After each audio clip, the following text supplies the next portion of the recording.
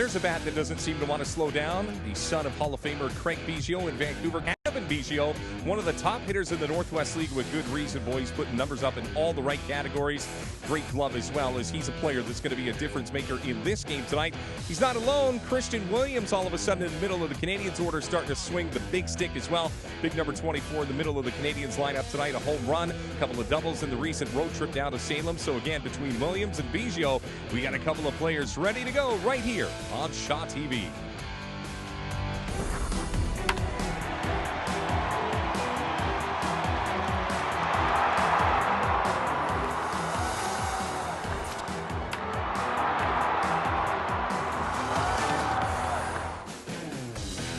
Well, welcome to A&W Saturday Night at the Net. I'm Rob Fay alongside the Hall of Famer Lowell Ulrich. And Lowell, two top teams in the North Division ready to go toe-to-toe, but of course maybe two tired teams to get ready for this game. A lot of bags under their eyes, a lot of bags to be packed and unpacked here in the last 24 hours. The Seas losing 3 of 5 in Salem, traveling all night as it were, getting here in the morning.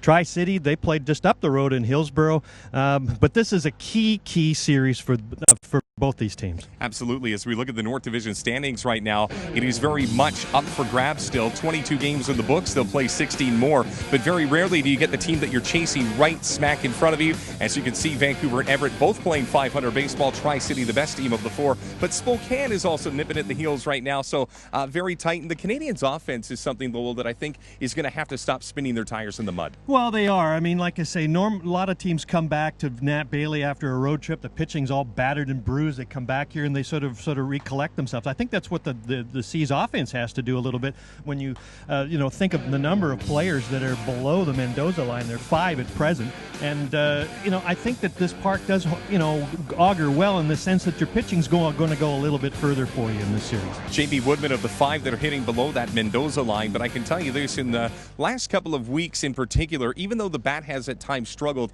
he's been doing the little things defensively and just things that a second rounder would do. Well, Woodman 4 for 14 with 5 Ks in Salem's not going to get you out of this level, but it is the little things that he does. It's throwing out base runners, outfield assists. It's the stolen base. You work on all facets of your game, Rob, when you're at this level, and just because you're not hitting doesn't mean you can't contribute. And the one thing that we can say is we see a real strong throw in a game that we broadcast right here on Shaw TV last week. Those are the things that can really give you a second win to the season if the bat's not in play. And again, a blue chip prospect of the Toronto Blue Jays, we do expect J.B. Woodman to be a factor, of course, here even in tonight's broadcast. Now, of course, we talked about Kevin Biggio's Major League pedigree with his father, Craig, of course, the Hall of Famer of the Houston Astros. We could talk about the son of Damian Easley, who's in town playing for Tri-City. Nate Easley, not in the lineup tonight, but a guy who looks like he's got obviously has a good pedigree, 20 years old.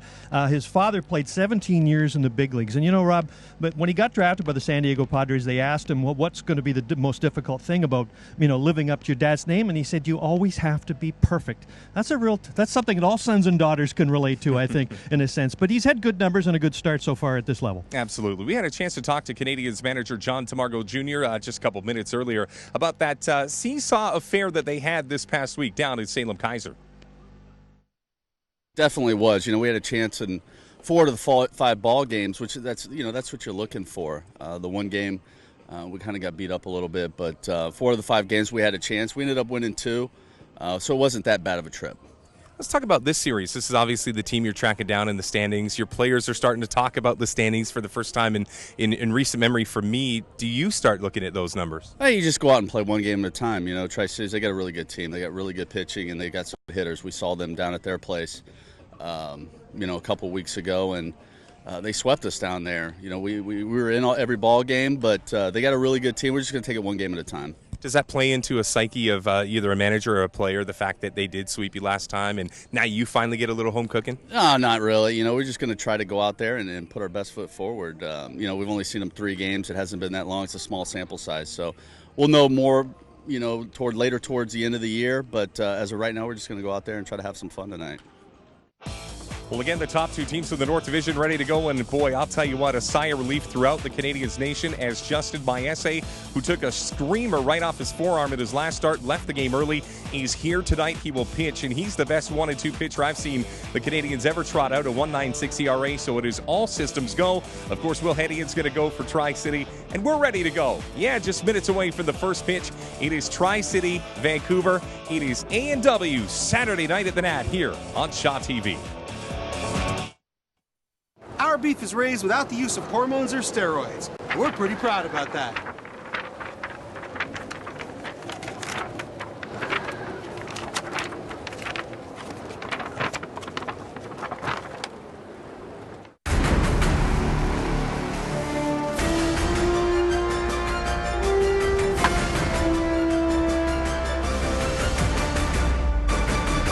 Accent Inn is the official host hotel of the Vancouver Canadians. Bomber Brewing was founded on sports, friends, and beer. Locally owned and made in Vancouver, now serving Park Life, a seasonal American blonde ale infused with passion fruit.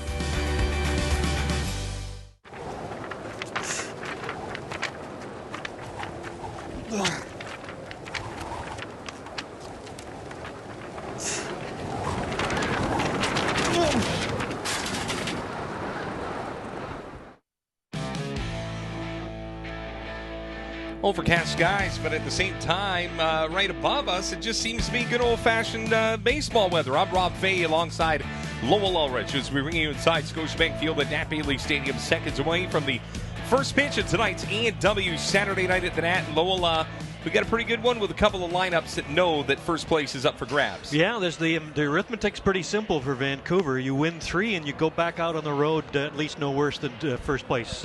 Here's the lineup for Tri-City manager Ben Fritz, and if you're a C's trivia guy, you'll recognize that name. Fritz, of course, playing here last decade. The defense that's on the field for Vancouver, pretty much, I guess, the closest thing we're getting to is an everyday lineup just about right now. I would say, Rob, I mean, with the 2 high draft picks, Biggio at second base and J.B. Woodman in center field, but they all get to sit and watch 19-year-old right-hander Justin Maese, who everybody in the Blue Jay organization will be very happy to see back. As you said off the top, took a screamer off the forearm in his last start Sunday against Spokane, went to hospital, x-rays were negative. He gets his scheduled start. As mentioned, 19 years old, but in his previous start 12 days ago against Hillsborough, he was a gem. 7 innings pitched, 5 hits, 4 Ks, and most importantly, no walks. In his brief tenure to date, 15 Ks and 1 walk. He's number 4 in the Northwest League with a 1.96 ERA. There he is, the third rounder, of course, out of El Paso, Texas. And, we talk about the numbers, but sometimes when a ball comes back at you faster than you offered it up, sometimes there is the mental side. So be real early, Lowell, that we'll get a chance to see if he's still got maybe some of those butterflies from the ball. The last pitch that he threw came back at him faster off the bat as Spivey. Anyhow, we're ready for baseball. Buddy Reed in the box. It is A&W Saturday night at the Nat. The first pitch outside as we're ready just a couple minutes after 7 o'clock. It'll be Buddy Reed, Josh McGee, and Chris Baker, 2 pretty good hitters for the Tri-City Dust Devils. Speaking of Reed, and then the 3-hitter Baker, Josh McGee in the middle, struggling. A ball that's hit foul, third base side.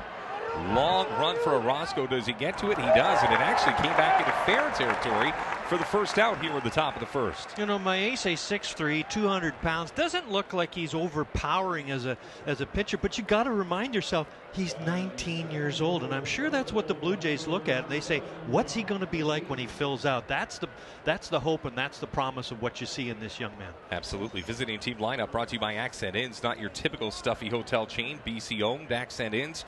5 locations to choose from. You can stay local, stay real. Visit AccentInns.com to book your next reservation today. First offer, he misses to Josh McGee, hitting the .197, no home runs, and 4 RBI. Tri-City, the minor league affiliate of the San Diego Padres. Pitch that catches the outside corner, count to 1-1. The aforementioned Biggio out at second base. In a crouch as here comes the 1-1 pitch. Little dribbler out to the shortstop, fielded cleanly. The throw across the diamond from Cadino to Williams in time. And, you know, this is exactly what the doctor ordered for the starter tonight, Maese, just in the simple fact that, again, coming off of that screamer back to him in the last start, you want to get the defense involved, you want to throw some strikes, and really just get back into playing baseball. Well, the outings that he's thrown him in particular, he works very fast with no runners on base, I've noticed, and I think that helps your defense as well, as they get into a rhythm as he's getting into a rhythm as well. So with 2 outs and nobody on, Chris Baker steps up. Got to remember the magnitude of the series for the Vancouver Canadians is crucial here, as we're 2 weeks within finding out who will claim the first half pennant and punch their ticket to the postseason. Tri-City leading Vancouver by 2 games. There's a ball hit to shallow center field. It is Woodman who will wave everybody off, come down with it. A little hop at the end, if you will. And just like that, a very tiny 1, 2, 3, and exactly what we're used to seeing from when it comes to the third rounder, Justin Maese. In order, the Dust Devils are gone. We go to the bottom of the first, scoreless from Nat Bailey Stadium, right here on A&W, Saturday nights at the Nat. Hi, I'm Jeff Francis, former Major League Baseball player and Toronto Blue Jay. We want you to get out and play ball. Baseball is a way of life. It builds character and teaches the importance of teamwork. Playing ball has allowed me to stay in shape and make many lifelong friends. I may be retired, but I'm still a dad, and there's nothing I like more than getting outside and playing ball with my family. Baseball BC is dedicated to amateur baseball in BC, developing and supporting BC athletes like you. Visit baseball.bc.ca to learn more about the programs where you live. Now let's get out and play. Bomber Brewing was founded on sports, friends, and beer. Locally owned and made in Vancouver. Now serving Park Life, a seasonal American blonde ale infused with passion fruit. Meet the greats at the Vancouver Canadian Superstar Series, presented by the BC Sports Hall of Fame and Blake's. 7:05 Thursday, July 21st at Scotiabank Field at Nat Bailey Stadium. See baseball legend Dave Steve. For tickets, call 872-5232 or online at canadiansbaseball.com. Well, back here at Scotiabank Field at Nat Bailey Stadium, just digging our feet in for the bottom of the first inning. Boy, 3 up, 3 down in the blink of an eye from Justin Maese. We could say the same from one of the best left-handers in the entire Northwest League as we get our first look at the big guy, 6'4", Will Hennigan, wearing the old gray number 32, a 13th rounder in last year's draft, an Illinois guy. And I'll tell you what, Lowell, I think this game could move at a relatively brisk pace. Well, the C's have seen him before. June 29th, he went 5 innings, allowed just 1 hit, got the win in that game, and that was that series there a couple of weeks ago, Rob, where the Dust Devils started to get their feet wet, if you were, planted in that division, and it's because of performances like this 22-year-old left-hander from West Lafayette, Indiana, just outside Indianapolis. Well, we saw the starting lineup for the Canadians: Kevin Biggio, Lance Jones, Jamie Woodman. Christian Williams will hit cleanup. Andres Sotillo, the DH. He of the home run in last night's doubleheader down in Salem. Lizardo, Godino, Hernandez, and Orozco. A lot of speed at the bottom of the order, and you can see the defensive alignment. And, of course, the defense is brought to you by Accent Inns. The starting 9 for the Canadians is brought to you by Big Rock Brewery, Canadian craft beer. The numbers in all the right categories here. Look at that. 18 strikeouts to just 2 walks for Hedin. And you talk about that with Maese, that similar ratio of strikeouts to walks. And again, 2 guys that know where the strike zone is. Fastball in for a strike to Biggio. Count to 0-1. What a bounce back win that was for Vancouver last night. Second game of that doubleheader. Second straight day they had a big lead, but they were able to hold on. That's a big bounce back for today. Absolutely. Pitch missing. Count balances at 1-1. Infielders just now using their cleats to kind of set up shop and make sure everything's smooth in front of them, as here comes the next pitch. It's in the dirt. And don't think that 22 games into the season, Lowell, these guys aren't starting to look at the standings. We talk in the first week or two, maybe everybody just gets their feet wet, but now everybody understands who the horses are and where the finish line is. Next offering is fouled off. As the season progresses too, Rob, but as we just said a minute ago, I mean, John Tamargo Jr. are starting to come with an everyday lineup, and it's interesting that he's Craig Biggio, or excuse me, Kevin Biggio. I knew I was going to do that. Settling into that leadoff spot too. You will not be the last broadcaster to make that mistake. That I assure you. Biggio 6'1", 205, hitting .339, 22 games into the season. Here comes the next pitch. It is hammered into left field. Drifting back ever so slightly, but setting up under it is Josh McGee. He'll come down with it for the first out here in the bottom of the first. Not too often your leadoff hitter is your most productive hitter, at least from an average point of view. Biggio starting play with 339 average, 4th in the Northwest League. Thing that you like about you, he's got a little bit of power. He doesn't have over the fence power, but a guy that's a pretty good spray hitter to all 3 facets of the ballpark. Here's Lance Jones as the first pitch misses everything. The old Nuke LaLoose special there to get things going here. Great bat control for Biggio, doesn't he? I mean, he really covers the plate extraordinarily well, and for that reason, you know, his on-base percentage chance goes way up, and that's why he leads off. Pitch that just missed. Count 2 balls and no strikes, and boy, Jones is a guy that'll work a count, and I think part of the reason he does it is chances are if he gets on, you know he's a steely-eyed guy that would like to get you a couple of bases the old-fashioned way and just swipe it for you. But, you know, Jones in this lineup right now is in a position where you really want some productivity out of him in the 2 slot, and Jones has struggled over the last couple of games. He just wants a base hit, 0 for 6 in that doubleheader last night. Get a chance to get on here if this pitch doesn't find the strike zone, and it does not. So it is a 4-pitch walk to Lance Jones. And, you know, we don't know much about a lot of these teams the first time through, and I haven't had a chance, Lowell, and I don't think you have either, to see Kyle Overstreet, the catcher, but the indicators are that he is very similar to Javier Hernandez, the catcher for the Canadians. And if that's the case, there's guys who are going to have to be real cautious on the base pass tonight. Well, we've seen Javier Hernandez throw out runners. Let's see whether Kyle Overstreet is in a throwing mood here and see what kind of a lead Jones gets first of all. Well, the left-hander looking directly at him as the pitch just missed. That is 5 straight pitches that have missed the zone. The count goes to 1-0.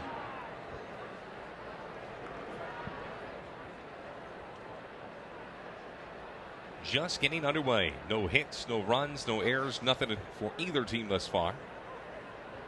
As left-hander to the plate is a ball that is fisted foul. And the count now goes to 1-1.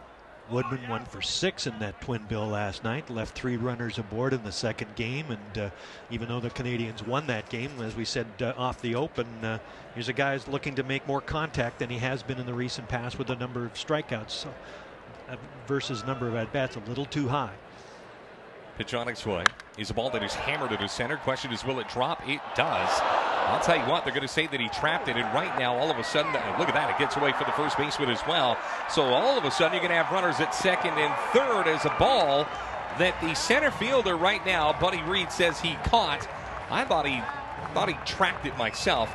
Then all of a sudden throws it back to first base to try to double off the base runner Jones. It gets away from the first baseman, so both those runners just kept on keeping on, and the next thing you know, you got runners 2 on. Well, it looks like from a play that the Canadians might have had a chance to be doubled up, wind up with 2 runners in scoring position, and needless to say, you know, their manager Ben Fritz coming out to have a little bit of a discussion. As you see on the replay, it did appear to me as if the ball was indeed trapped, as it just make that one tricky little short hop. I don't know, but here's the case for replay in the minor leagues that they're not going to have. I mean, the real error on the play is to the first baseman, Chris Madison, who's not thinking and not looking for that relay throw to come back in, and that's enabled both runners to advance off the hit. So I'm wondering if we could get one more look at that replay. I'm not sure when the truck can get it ready, but the problem that I saw when it comes to the center fielder Buddy Reed is that he had the glove kind of in a shell position. Now you're going to watch his real nice tight camera work. Great effort by the Shaw crew here, and you'll see how that glove, it's not in the basket area. He's almost using it like a turtle shell, and that's probably the reason that ball ends up dropping. If he uses that as a basket, like the letter U, chances are it's in the web of the glove, but the fact that he came downward on the baseball, part of the reason that it touched turf, and we're all good to go. Great work by the guys back in the truck. All right, so runners at second and third, just the one out. Here's Christian Williams, the guy that we profiled at the beginning of this night to be a somebody, and now he's got a chance to be a somebody here with a base hit that could help the Canadians to the lead here early on as we're in the bottom of the first. I mean, it's a tough play for an outfielder because, as you say, I mean, your natural instinct is to put your glove on the ground side, if you will, of the fly ball, but in that case he doesn't, and as a result the C's are in business. Again, just the one out. A number of ways you can cash in that run. There's a pitch fouled off. The one thing, in speaking with Dave Pano, hitting coach of the Vancouver Canadians a little bit earlier today, was that He says Williams' swing is still a little big and a little long, and what they're trying to do is get his hands through the zone a little bit quicker. And with that big, lofty 6'4" frame, that's going to probably take a year or two to, fine tune. But he's got all the tools, all the raw ability in the world. 1-2. Slider well away, and the count balances out. The entire infield for Tri-City way in, wanting to make sure they can cut down that runner at third. But boy, Lowell, you got to have cat-like reflexes if you're playing in on the grass, that's for sure.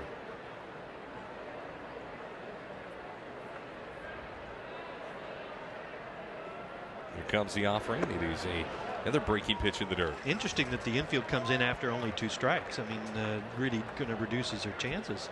I mean, there's little chance that Williams lays one down in this situation, but now the advantage goes back to offense if Williams can get bat to ball. Andre Sotillo, he's on deck. Sotillo with a home run in that doubleheader last night as the Canadians split.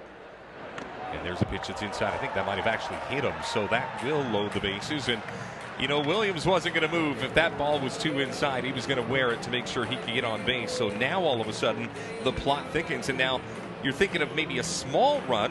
Now you got a chance for a big inning, and all of a sudden the Canadians with the bases loaded, 1 out, trying to drop it. And as we see this replay here in just a couple of seconds, again, Williams is going to stand his ground. Looked at the 3rd straight breaking pitch. Ooh, might have thrown his wing out there a little bit as well. But that's impressive, though, as you say. Here's a hitter who knows the pitcher's a little bit wild in the strike zone, and that right elbow comes up just a little bit, and as a result, the C's have them loaded. So again, to set the stage, you got Lance Jones at third, J.B. Woodman out at second base, and now you can add Christian Williams over at first. You go from fast to kind of fast to not so fast on the base pass, but here's a guy at Andre Sotillo that was in the cage at about 2 this afternoon, knowing that his role was just to be the DH. He steps up just to hit the ball, and he was in there for a long, long time. So hopefully he's still got a little pop in that bat. Well, the pop in the bat was evident last night, too, as you mentioned, with the deep fly and Salem Kaiser. Maybe that gives them another day, because, I mean, they have Gabe Clark coming off the bench as a right-hand hitter. First offering is smack but foul out towards section 1. 90-mile-an-hour fastball hitting, it went right at him. Ground ball here, and again, Tri-City with a pair could get this one to the top of the second unscathed, but we'll learn a little bit about the Canadians in this moment here and now with the bases loaded. A much different team here at Nat Beatley Stadium. Pitch low.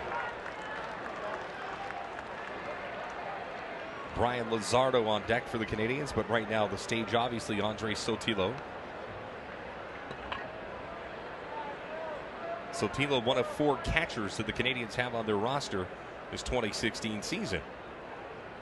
Left-hander kicks and fires. It is up, and now with no place to hide Sotillo, Hennigan in a world of trouble. You mentioned 4 catchers, and you can't help but be impressed with the job that John Tamargo has to do as a minor league manager, trying to get innings for his pitchers, work for his hitters. 4 catchers is a pretty tough go here. Ball fouled off, and as close as it is right now for the Vancouver Canadians, you got to remember one of the best pitching staffs in the Northwest League belongs to Tri-City. They've been in a couple of situations like this before, but as you look at the line for Hennigan, he'd still get out of this one, but he needs a ground ball. But Sotillo is a guy that likes to swing and swing as hard as he can. Here comes the 2-2. It's inside. So the count runs full. Lowell, if you're Sotillo, are you looking dead red fastball here? Oh boy, I would think so. I mean, so for Hennigan, basically 93 on the gun. I would think that he is going to get a fairly serviceable pitch here. Here comes the 3-2 with the bases loaded. It is a swing and a miss on what I would say is ball 4. So that is a huge out for the left-hander as everybody stays exactly where they are. And now it comes down to Brian Luzardo. Pretty good pitch. In on the hands, really tough to fight off. And the Dust Devils, who looked like they were in all kinds of trouble here a minute ago, are 1 out away from getting out of it.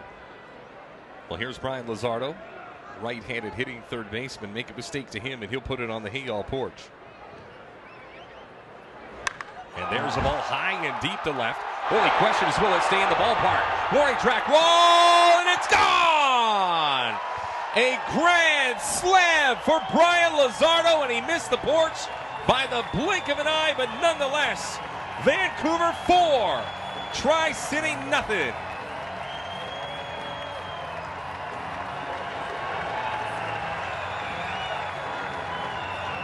Left that pitch out over the plate, and Luzardo, ooh, baby, hit that ball a long way.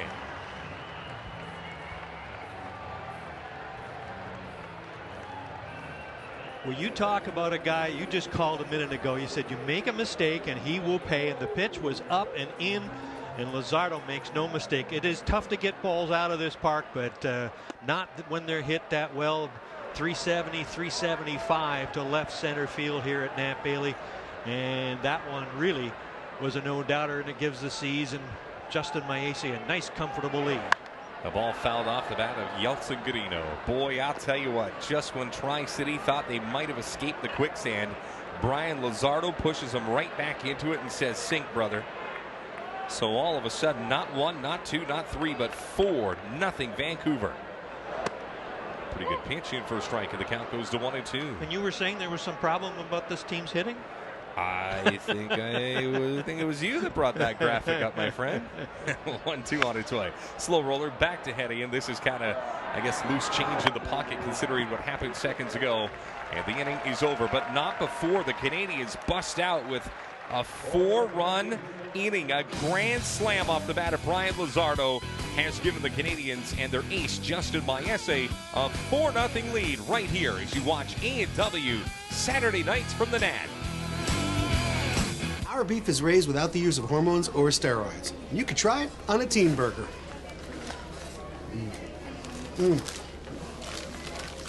Or a double team. Or a mama burger. I'm Julia Hanlon, brewmaster here at Steamworks Brewing Company. Every week, a new batch of our local craft beer is brewed with the power of steam. Steamworks, drink different. Cheers. Or a double buddy with cheese. Or a matzo burger. Or a papa with cheese.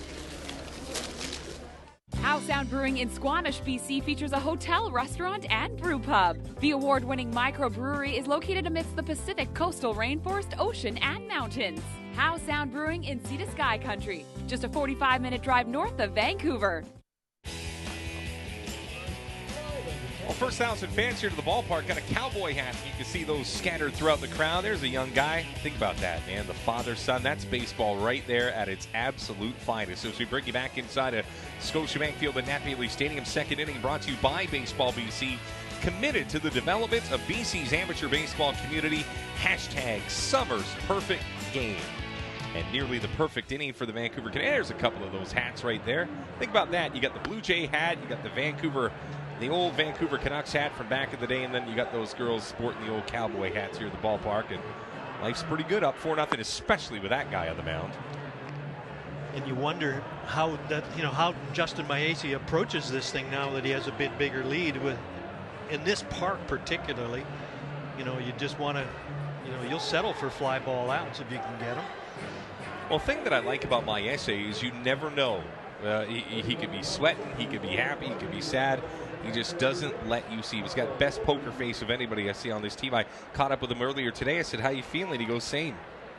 That was kind of it. I didn't know what to make of it. You have to interpret. Is that it? Mm-hmm. There's a good old-fashioned fastball in at 91. Count goes to 0-1 to Kyle Overstreet. Well, you had him on radio a couple of after that Hillsborough start, and he was, another dominant performance. But he's just like, yes, sir, no, sir, nothing. Another day at the park, sir.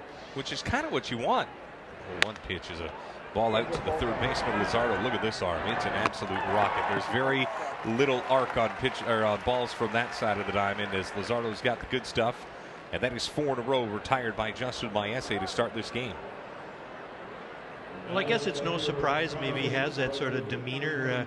As Steve Ewan of the Province noted a couple of weeks ago in a story, he was one of the few guys at his high school. He's from El Paso to be having his uniform number retired in both football and baseball.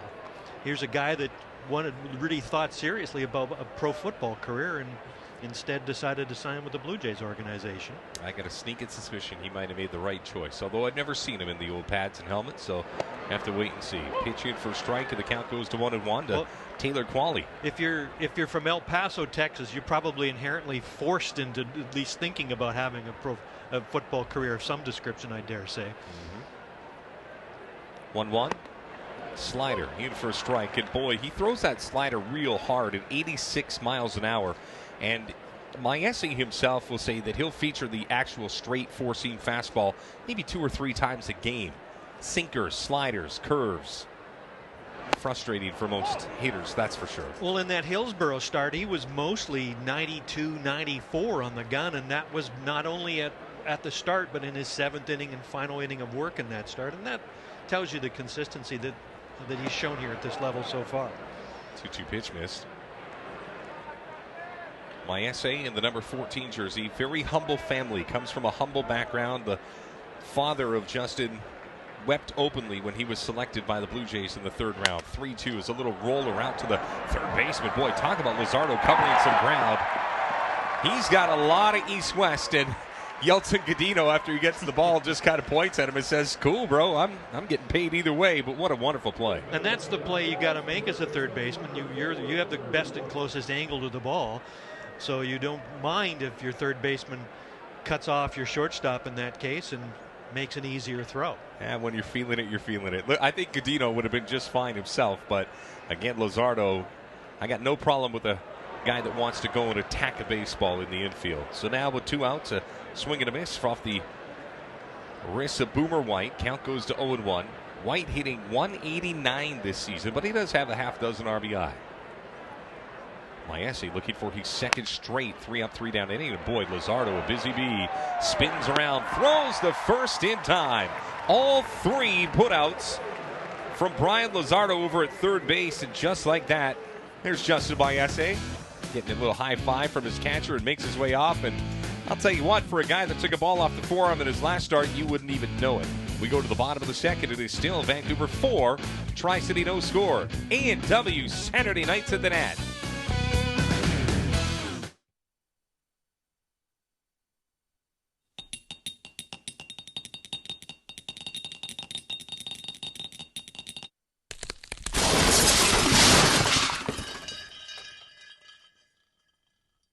For a great family outing, come watch your Vancouver Canadians at Scotiabank Field at Nat Daly Stadium. Enjoy fireworks extravaganzas, A&W Family Fun Sundays, Scotiabank Nooners, and more. For tickets, call 872-5232 or go online at CanadiansBaseball.com.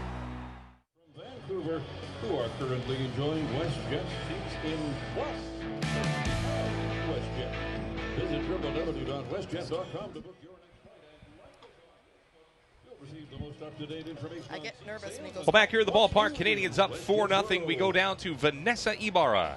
Yeah, thank you so much, Rob. I'm here with Bill McClagan with the Vancouver Canadians Baseball Foundation League. First of all, Bill, just explain what that is exactly for our viewers who don't know. Well, you know, every summer, when the Baseball Canadians go on the road, our foundation brings together, and we put out about 200, 300 kids through the summer, come out for 5 nights, set up the field. Boys and girls clubs bring some of their people out, and we play baseball all summer long. It's great. They learn the skills, and they have some fun. You guys do so much, including giving kids the opportunity to play at UBC also, I know. We'll talk about that another time. But also, you're involved in the housing program that houses athletes each year, 10 years now.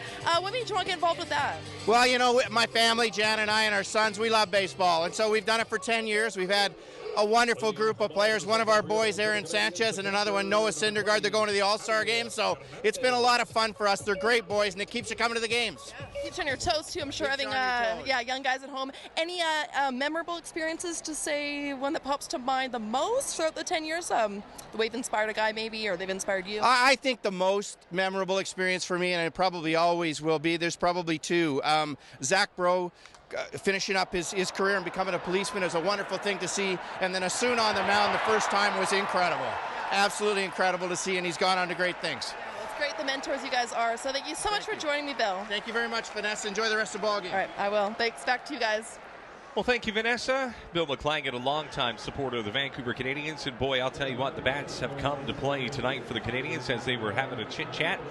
Out is Javier Hernandez at second base, fresh off a leadoff double as they pick up right where they left off for the first. Javier Hernandez hits that ball almost as well as Luzardo did, because that ball was rocketed, as we see here, ball on the inside part of the plate and perfectly placed. And there's a perfectly placed bunt up the first base line. Only one throw. It is done just in the nick of time. Kyle Overstreet had to come about 10-15 feet out to get it and just got Rodrigo Orozco busting up the first base line. Silver lining, though, Luis Hernandez now all the way over at third base with just the one out. So back to the top of the order for Kevin Biggio, the second baseman for the Vancouver Canadians. And pretty athletic play from Overstreet to make sure that they could get the one out.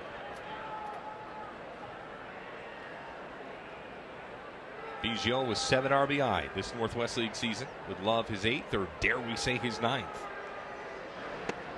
Pitch just missed inside. And that's a more typical Nat Bailey sequence, isn't it? I mean, even though you have a 4-run lead, you might let your hitters swing away, but in this part, you'll take them one at a time any way you get them, and he's trying to cash in that leadoff double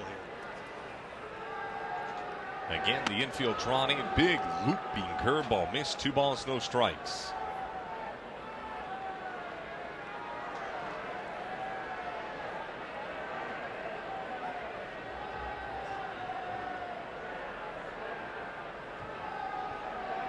Ball that's hammered foul, third base side, out towards the bleacher bums in Section 10. Again, this is just the first of 3 games for the Vancouver Canadians. They'll play this 7:05 game. They'll get right back to the ballpark tomorrow at 1:05 for an A&W Family Fun Sunday. Then, of course, they'll wrap up this critical series on Monday at 7:05. A lot of baseball in 72 hours. Pitch way inside, 3-1. Yeah, you got to start talking about that split season race, because right now the C's could find themselves back in top spot if they could pull off the sweep.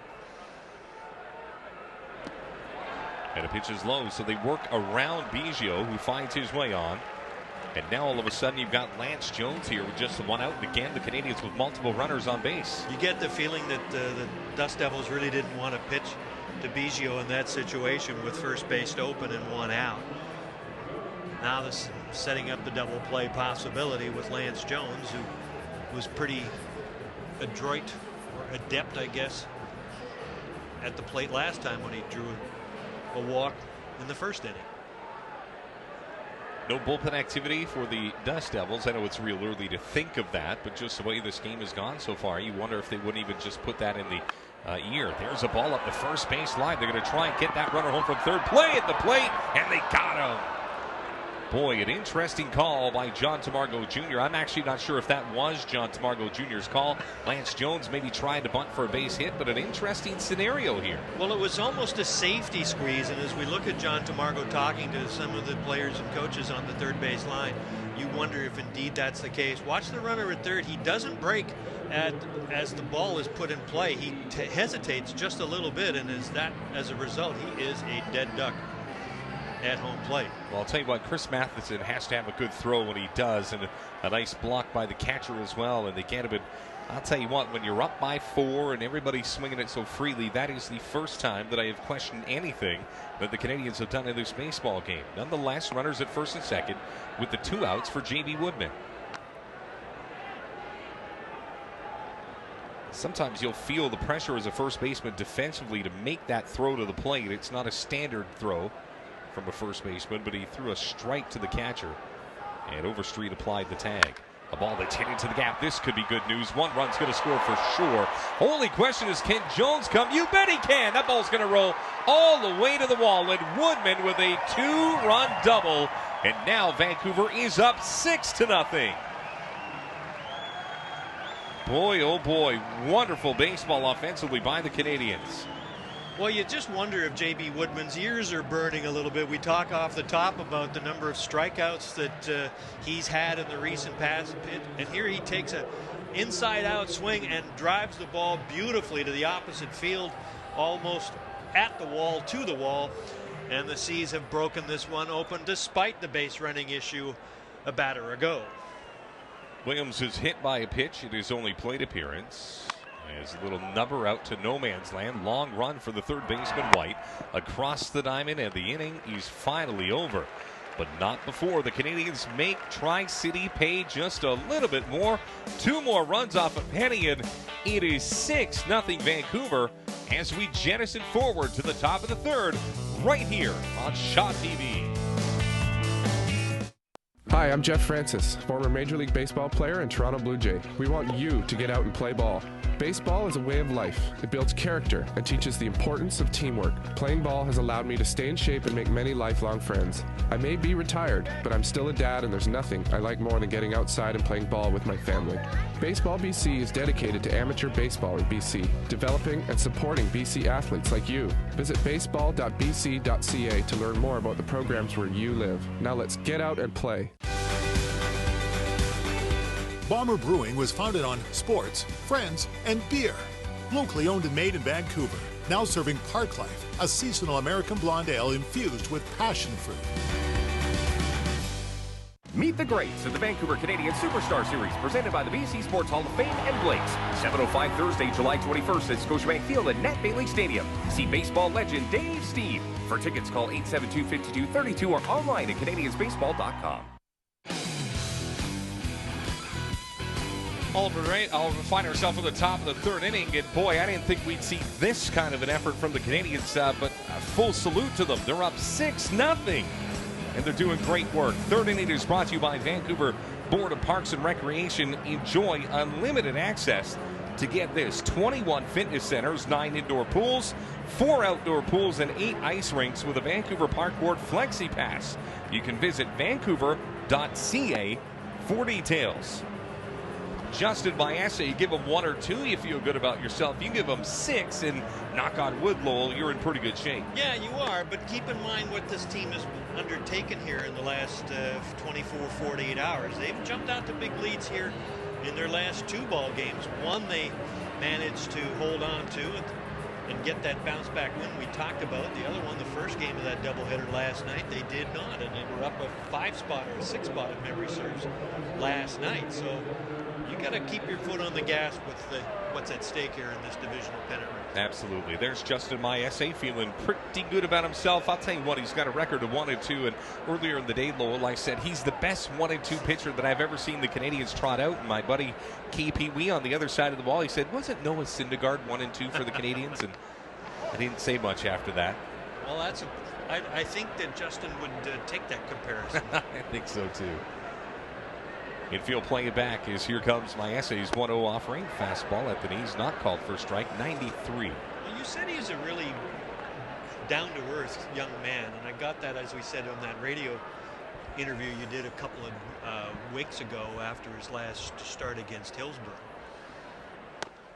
Here's a pitch in for a strike. You know, and I guess proof of that is that back in El Paso, at one point he promised to donate $2 for every social media like he got to his church in El Paso. That tells you a little bit of character for a guy who's 19 years of age. It also tells him hopefully there weren't too many people that like that page, because that can rack up in a hurry when things go viral. Here comes the 2-2 on its way. It is a ball that is fouled off. Well, he took he got a $300,000 signing bonus when he did sign with with the Blue Jays organization, and based on some of his early starts, I think that Blue Jays might have got themselves a pretty good bargain for the money. I think so too. Last year he was 5-0 with a 1.01 ERA in Bluefield in the Appalachian League. Those are some pretty good numbers. 2-2 got him. Just a good old-fashioned, here it is. Pop of the glove at 95 on that last pitch. Strikeout number 1 for Maese, but more impressively, Mason Smith goes down. That is 7 in a row to start the game. Retired in order by the El Pasoan. Are you an El Pasoite? I'm not sure. I'm not sure which. Chris Madison steps up, hitting 176. We talk about the Canadians and a couple of players on their team with lackluster batting averages. So too, Tri-City with a number of guys beneath the Mendoza line. Yet they are in first with a record of 13-9. Speaks to the pitching. Got that 5 o'clock shadow working. Maese and Mathieu LeBlanc-Poyer's old number 14. There's a pitch in for a strike. And the count goes to 1-1. LeBlanc Poirier, one of 14 Canadian-born players to ever play for the Canadiens of the short season. Can you name all 14? I need the media guide for that one. Yeah, I think so. Rich Harden was the first from Victoria, BC. Went on to have a pretty decent career.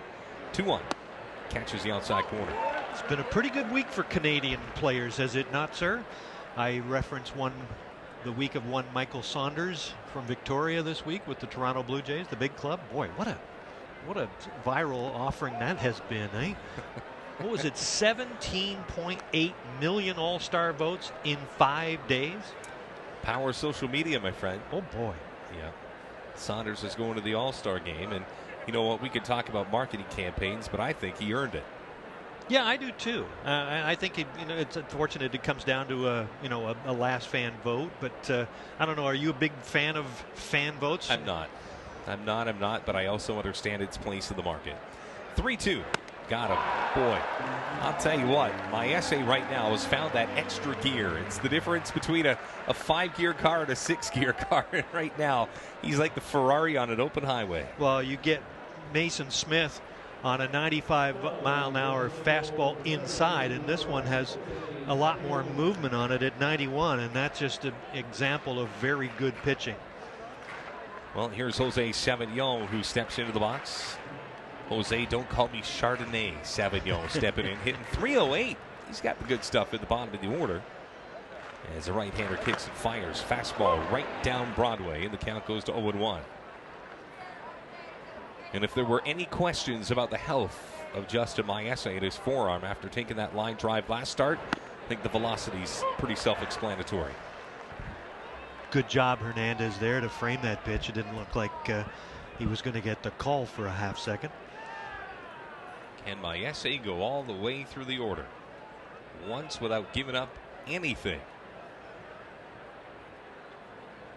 Infield's been busy over the first 2 frames, but nobody's touched a ball other than the catcher and the pitcher so far, and that'll stay the way that it is as he strikes out the side. 2 of them swinging, 1 of them looking. Savignon might as well have not even brought a bat to the plate. We go to the bottom of the 3rd. It is Vancouver 6, Tri-City nothing right here on Shaw TV.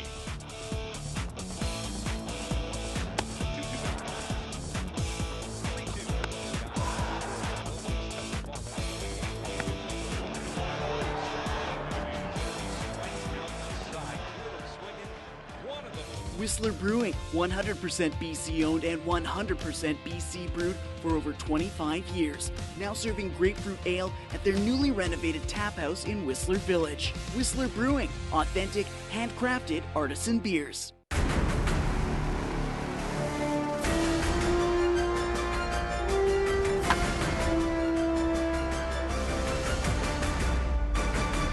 Accenton is the official host hotel of the Vancouver Canadians.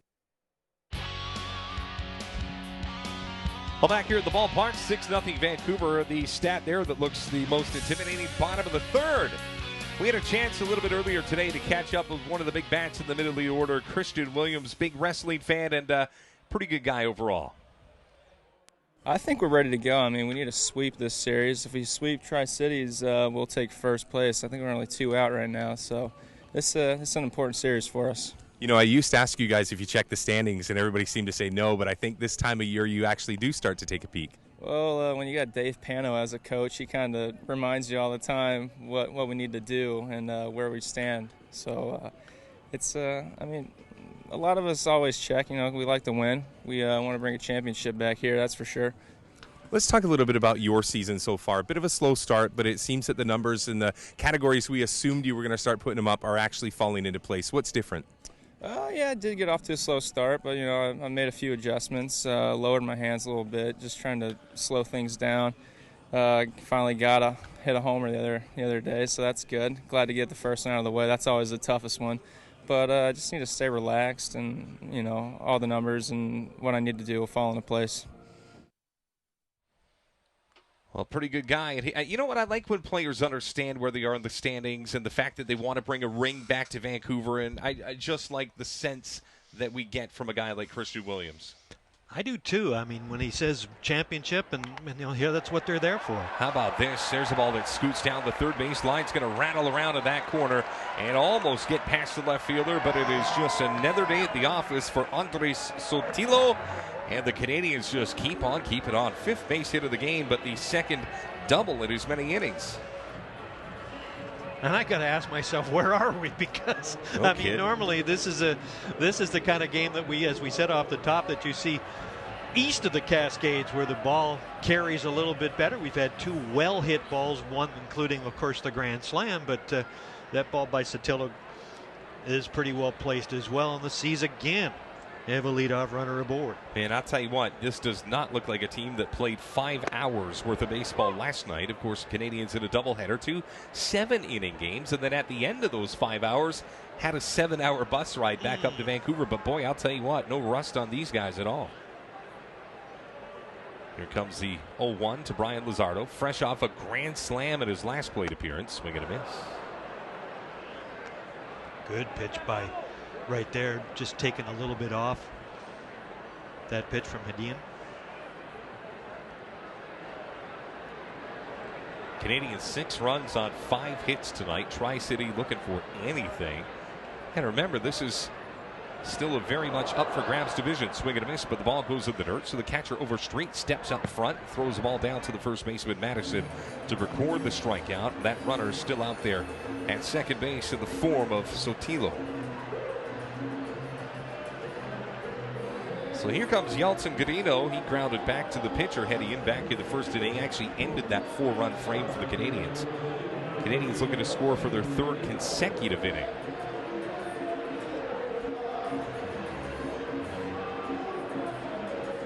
Overcast skies here at the ballpark for Godino. Another sellout crowd tonight. 6,413 going to pack the Nat. Hopefully help the Canadians to a victory tonight. Ball fouled off. Normally a prevailing wind that favors a left-hand hitter, but tonight it's a little bit in Godino's favor of hitting from the right side of the plate. I hate to even mention that. I mean, it's so odd that the C's go deep in this part. Well, the ball that Luzardo hit back in the first inning, I don't think it would have mattered if they'd have brought that fence in a couple of years ago or not. That ball was crushed.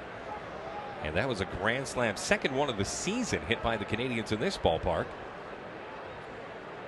0-1 outside. You got to remember Matty Lee Romanin back on Canada Day, a grand slam, and we had his grand slam right here on Shaw TV as well.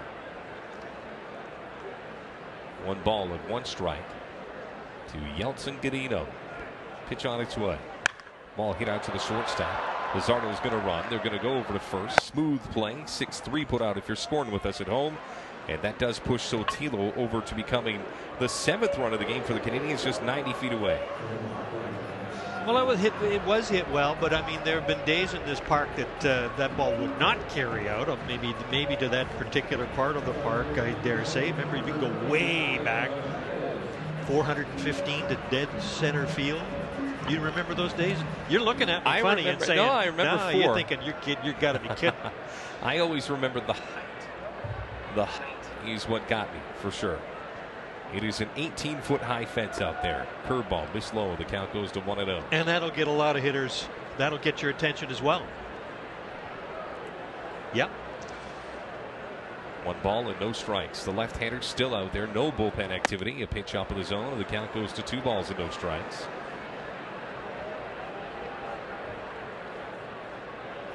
Hernandez hitting .234. Those averages starting to creep up ever so slightly for the Canadians. As the pitch inside has him skating out of the way. 3 balls and no strikes. Bullpen for the Dust Devils starting to mill about. There's nobody officially throwing yet, but you could tell that they're all looking at each other, saying, I have a feeling that phone over there is going to start ringing pretty soon. Hedin kicks and fires, and it also misses. So that is a 4-pitch walk. Second one of the game offered up. And yeah, the beat goes on right now. Runners on the corners in every inning so far for the Canadians offense. At least 2 runners have reached base. I'll tell you what, they're 1 more base hit away from really blowing this one up. Rodrigo Orozco, the outfielder, starting to have his season turned around. He got off to a real slow start for the Canadians, but Salem Kaiser, I bet he wishes he could play all of his games down there. Hit nearly 400 for the Canadians. Curveball. Missed outside. The count goes to 1-0. Almost worked its way right around the plate as it made its way into the catcher's glove.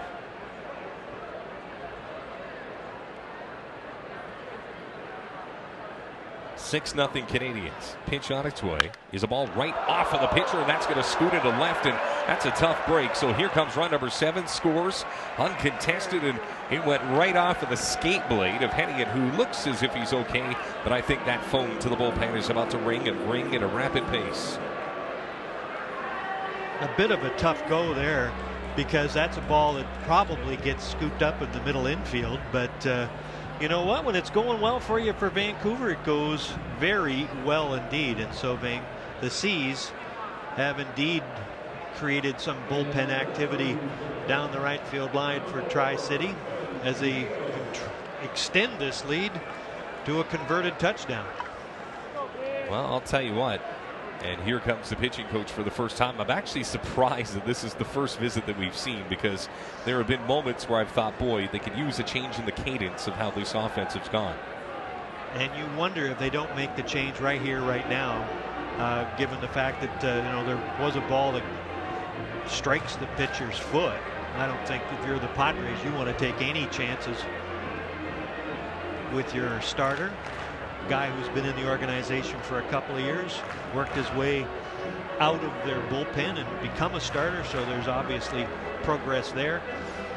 Well, he actually pitched up a level last year. He was with Fort Wayne of the Midwest League, and that's a pretty good organization. They get large crowds every season, so he came back here because control issues were a little bit of a concern. But I'll tell you what, man, you look at his 18 strikeouts to 2 walks in 2016 prior to this game, and it all made sense. But you're starting to see a few of the glitches in his repertoire, and the Canadians have really exploited him tonight.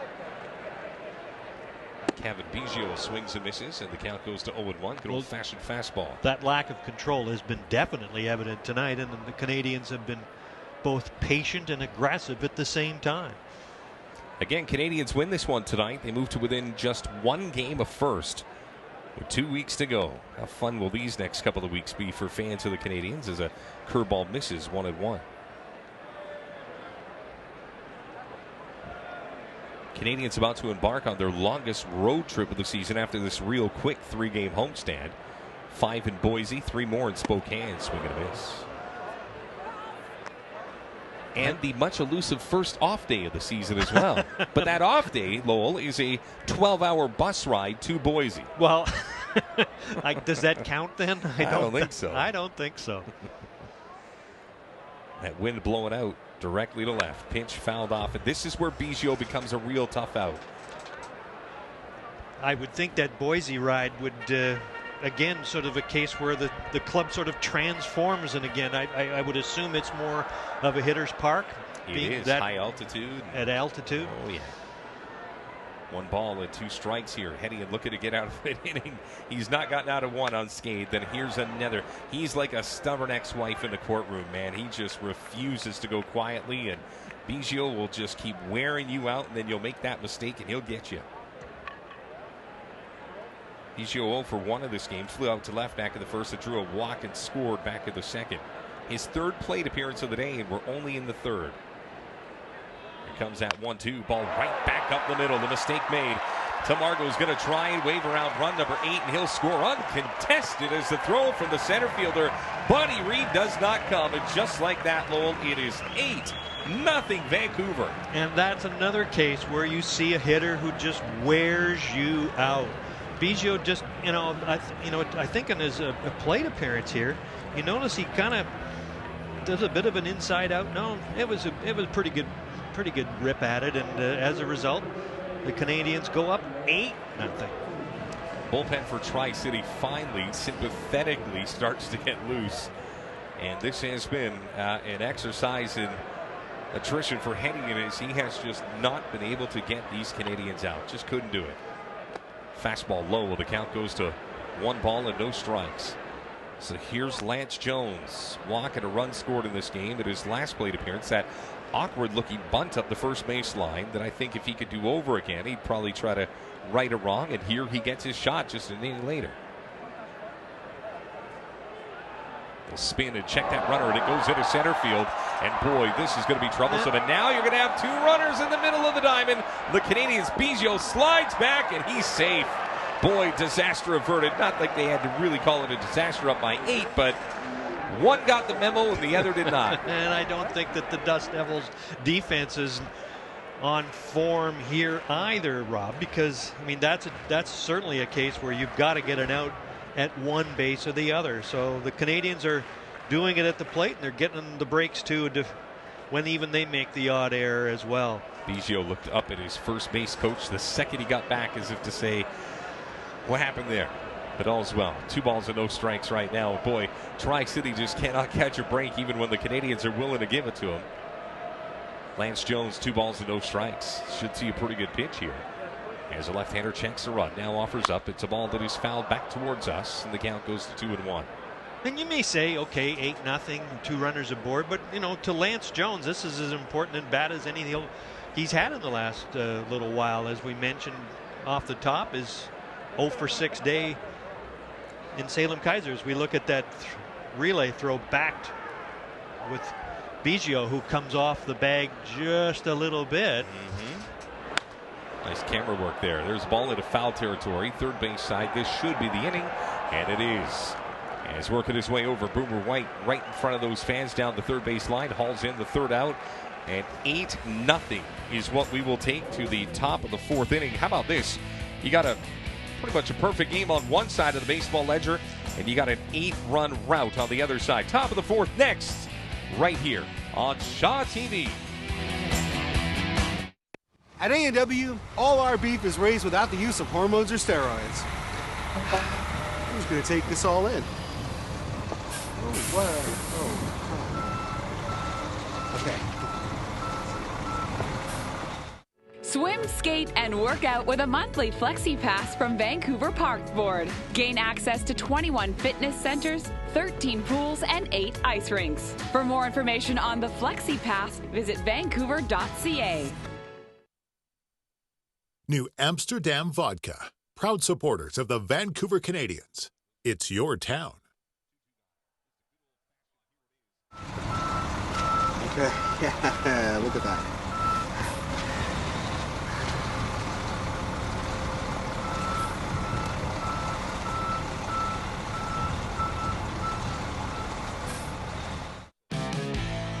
Well, back here at the ballpark, it's a photo finish by the Wasabi and the Kapamaki and the BC roll with the soy sauce. Yeah, and there they are, enjoying it. Looks like Mr. Kapamaki walks away with a victory, and the Canadiens were getting involved in that one as well.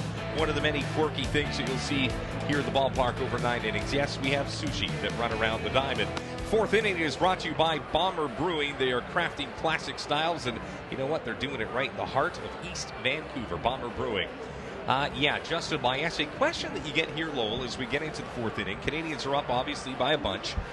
If you are John Tamargo Jr., do you ride Justin Maese as long as you can, or, of course, based on his previous outing where the hearts of everybody in C's Nation skipped a beat, do you just get him out there for a few and go to your bullpen? Well, it's kind of been the organizational philosophy to trot out as many arms as you possibly can, and with a deep bullpen, and as most Northwest League teams have, I would expect that that would be the case. But, you know, keeping in mind that here's a pitcher who has thrown about a third of an inning here in the last 12 days, so its rest is not an issue. And I would think that the Canadiens will certainly look to put Justin Maese in a position for a win before they do anything else. Well, Buddy Reed, top of the order for Tri-City, who's got a long road back in this one. As the right-hander offers up, fouled off, and the count goes to 0-1. Again, Maese coming off an inning in the 3rd where he struck out the side. He got Smith, Madison, and Sevignon all either swinging or looking. And look at him. He's got those eyes of a hawk there. Reed with those navy blue socks pulled right up to the kneecaps. Awaits the pitch that is hit into left. This is going to be a long, troublesome run for Orozco. Does he get there? Oh, man, he did. Came up with the baseball and keeps it intact. and more than anything draws the admiration of over 6,400 here at the ballpark. And that's a pretty good defensive play right there for Vancouver. I mean, and I'm sure if you're the Dust Devils, you're looking at that umpiring crew and say, hey, didn't we get one like that just a little while ago? But even though it's an inside-out swing, and Orozco doesn't really get a particularly great jump on the ball, he just gets there in time. I don't know, he might have looked like there might have been a trap there myself, but... Oh, come on. He's a hometown guy. He got it. There's the ball out to Luzardo. Laser across the diamond. And all of a sudden, you got yourself two out. And, you know, Tri-City swinging early in these counts. They just want to get anything remotely close to try and string a couple of hits together. But right now, it is all systems go for the Canadians. So that begs the question, Mr. Fay, are you an advocate of replay in this fine game? I am, as long as you could do it quick and keep this game moving along. The one common complaint amongst the younger generation is that the game's too slow. So it's tough to slow it down even further. I think if it's, I think you limit what you can replay, and then if you do so, you got 90 seconds to do it. If you can't come up with something in 90 seconds, then you know what? It's just going to have to stay the way that it is. Yeah, I'm with you there, sir. I'm telling you, at the major league level, it's painful to watch sometimes. It sure is. Maese looking for his fourth straight 3-up, 3-down inning. Pitch fouled off as again the Dust Devils not wanting to go quietly in this one. And that works right into the spun web of Justin Maese, who never throws you the same pitch twice. Baker 0 for 1, flew out to center back in the first inning. Infielders at the ready, outfielders playing straight up. Gentle breeze blowing out to left center field. Pitch inside. Pretty good pitch at that. And I don't think we're in any danger of seeing replay at this level for the simple reason that economics dictate what does and doesn't happen at this level. Absolutely. And I'm all for that, as I know you are now too. 1-1 chopped out to the shortstop. It's going to be a tough play. Ooh, that one just, you know what? That's a good old-fashioned base hit. The first one off of Maese after 3 2/3. Finally something for the Dust Devils to build off of. A nice smattering of applause for Maese, who again took a perfect game into the fourth inning. A little early to talk perfection, but Godino, not for lack of effort, try to keep that one in the infield. Well, if you're going to give up a hit, you might as well give up an honest one, and indeed it wasn't that. I remember back in the day trying to keep score of those games when the first hit, please make it a clean one. And for the Dust Devils, Baker made sure of that. 2 outs, 1 on. First time we've seen Maese work from the belt as the pitch is swung on and missed. Count goes to 0-1.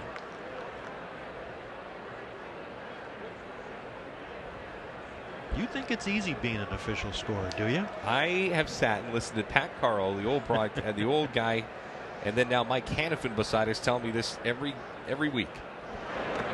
Because there's always a call that a hitting coach doesn't like, or a pitching coach doesn't like, or a manager wants changed, and I don't know, man. It's a unique position.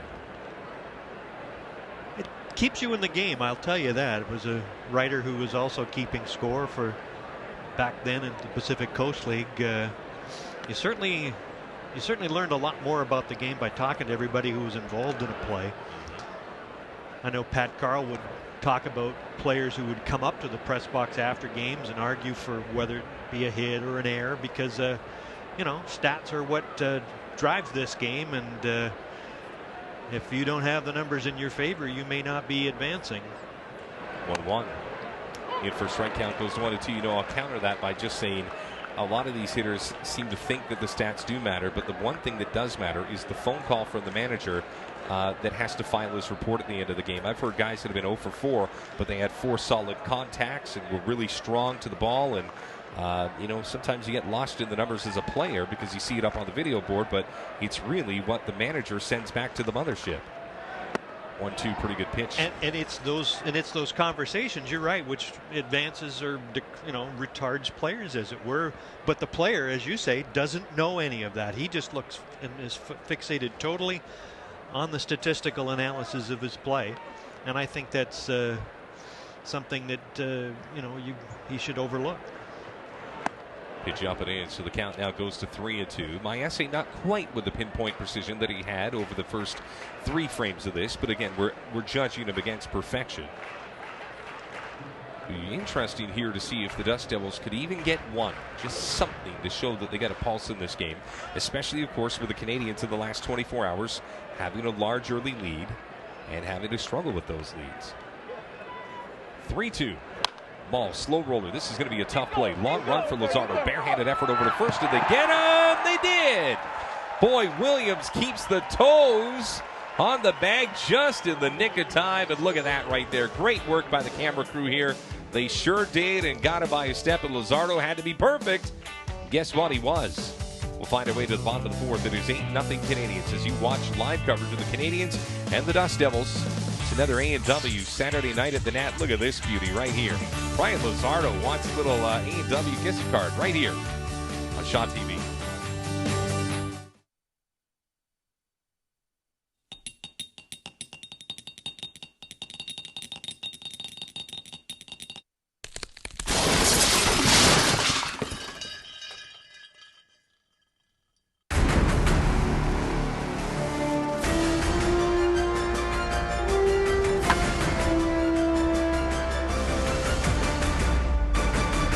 Accenton is the official host hotel of the Vancouver Canadians. Welcome back to Scotiabank Field here on Shaw TV. I'm here with Alan Bailey, who's in charge of the ticketing here. A very important job, and clearly you're doing well based by the sold-out crowd here tonight. What is the attendance tonight? Tonight's attendance will be 6,413. It's our sellout crowd for us here.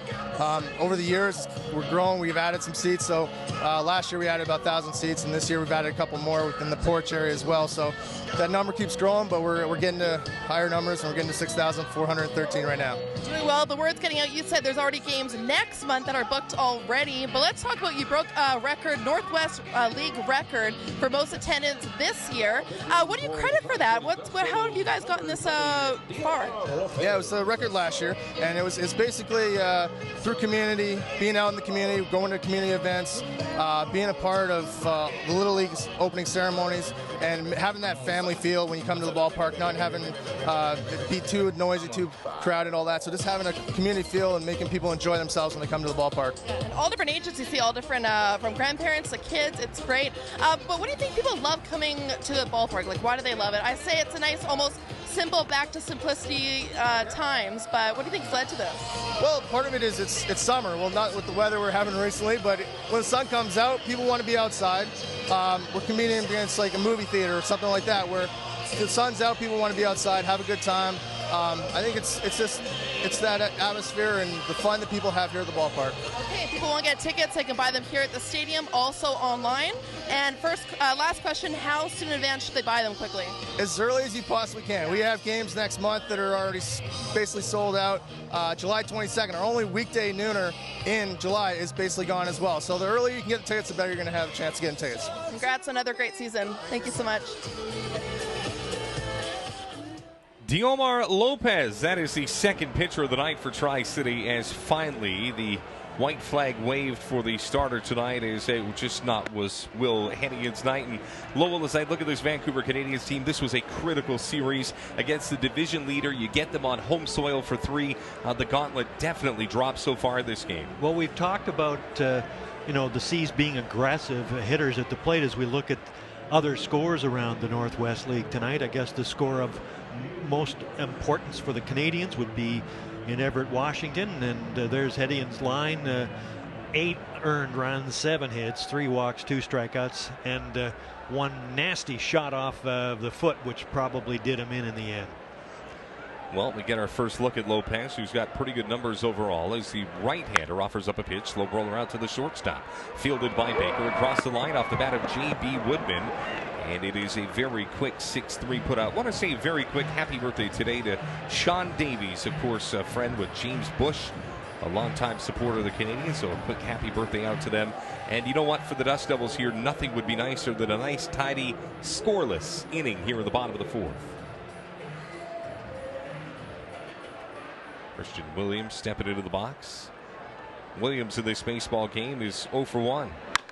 Ball that is hammered but foul down the third base line out towards the Hayall porch. Everybody enjoying a good time down there. Williams, I think that's a pitch he wants back. Talk about that big long swing that Williams has. Those things will start to shorten up, and he'll keep that one fair.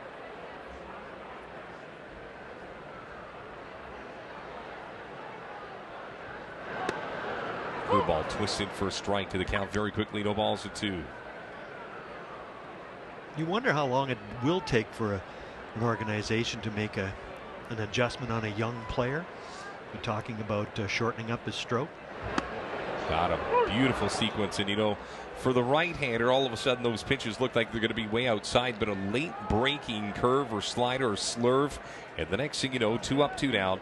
And for Tri-City, this is exactly what the doctor ordered. Somebody who can come in and basically, Lowell, just stop the bleeding.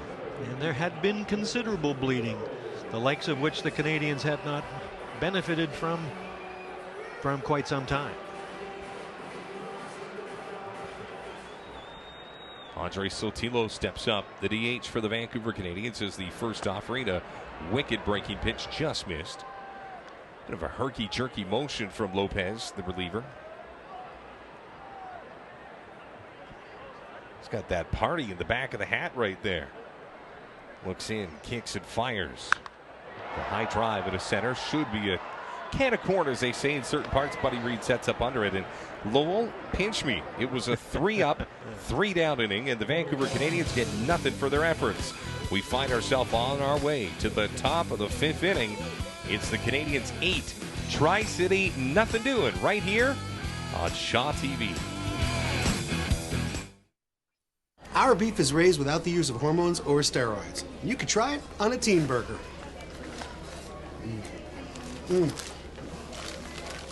Or a double team. Or a mama burger. Whistler Brewing, 100% BC owned and 100% BC brewed for over 25 years. Now serving grapefruit ale at their newly renovated tap house in Whistler Village. Whistler Brewing, authentic, handcrafted artisan beers. Or a double buddy with cheese. Or a matzo burger. Or a papa with cheese.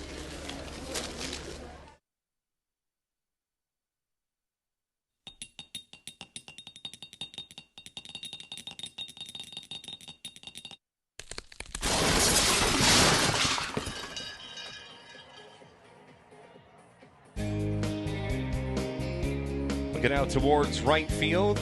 There's Justin Maese. A big question is, will this be his last inning? Some fans waiting for some freebies here at the ballpark. Again, first 1,000 here tonight. Got a cowboy hat, bottom right-hand corner. You can see a couple of those hats. They were brought by Hayall Porch, Southern-styled iced tea here to the ballpark. And a sellout crowd, man. They're packing them in. There's one of those hats. That is a hat on top of a hat. And a man bun. We got a little bit of everything working in that photo right there. As they're enjoying this one. Yeah, put that away. That kid's going to get that $5 out of her pocket later on. You know that's coming. As this inning brought to you by Steamworks Brewing Company, Vancouver's original steam brewery. I think a couple of those being consumed here at the ballpark tonight, responsibly, of course.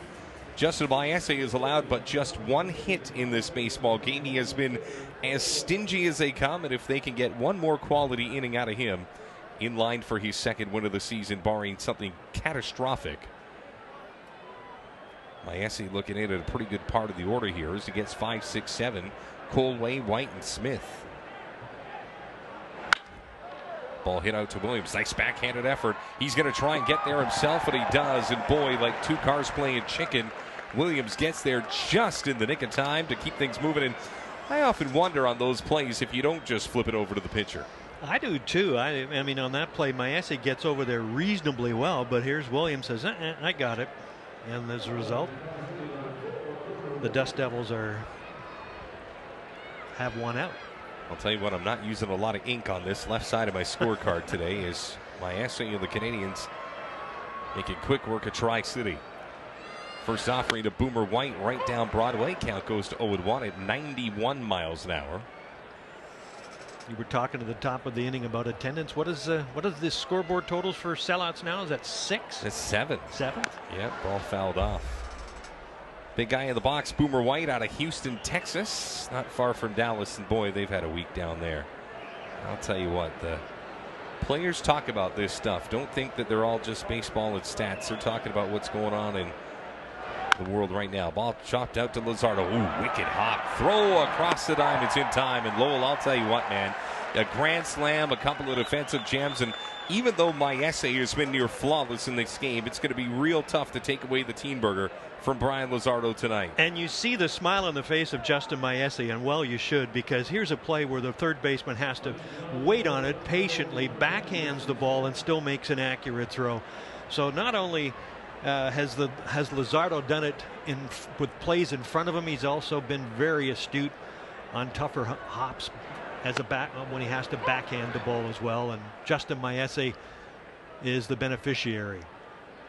You know what's hard to believe in watching this game, Lowell, is Tri-City swept the Canadians in Tri-City as the pitch fouled off, count very quickly to 0-2. And you got the feeling that it was there was a sort of a psychological gain, not only in addition to a statistical one. The Dust Devils sort of asserted themselves in first place with a really impressive performance a couple of weeks ago, and the Canadians so far are very much returning the favor. Absolutely. To me, I think this borders, if everything stays kind of status quo the rest of the way, and the Canadians can cruise to a victory, this might be a bit of a statement game, setting up the rest of the weekend. Swing and a miss, got him. That is strikeout number 4 in the game, and just like that, the Canadians find themselves to the bottom of the 5th. If you like pitching, you're at the right game. If you like offense, you're at the right game. And if you like defense, well, we've had a little of that too. Everything going well right now for the good ship Canadians. 8-0. We go to the bottom of the 5th next right here. And boy, look at that. Not even a shot. You're watching A&W Saturday nights from the Nat right here on Shaw TV.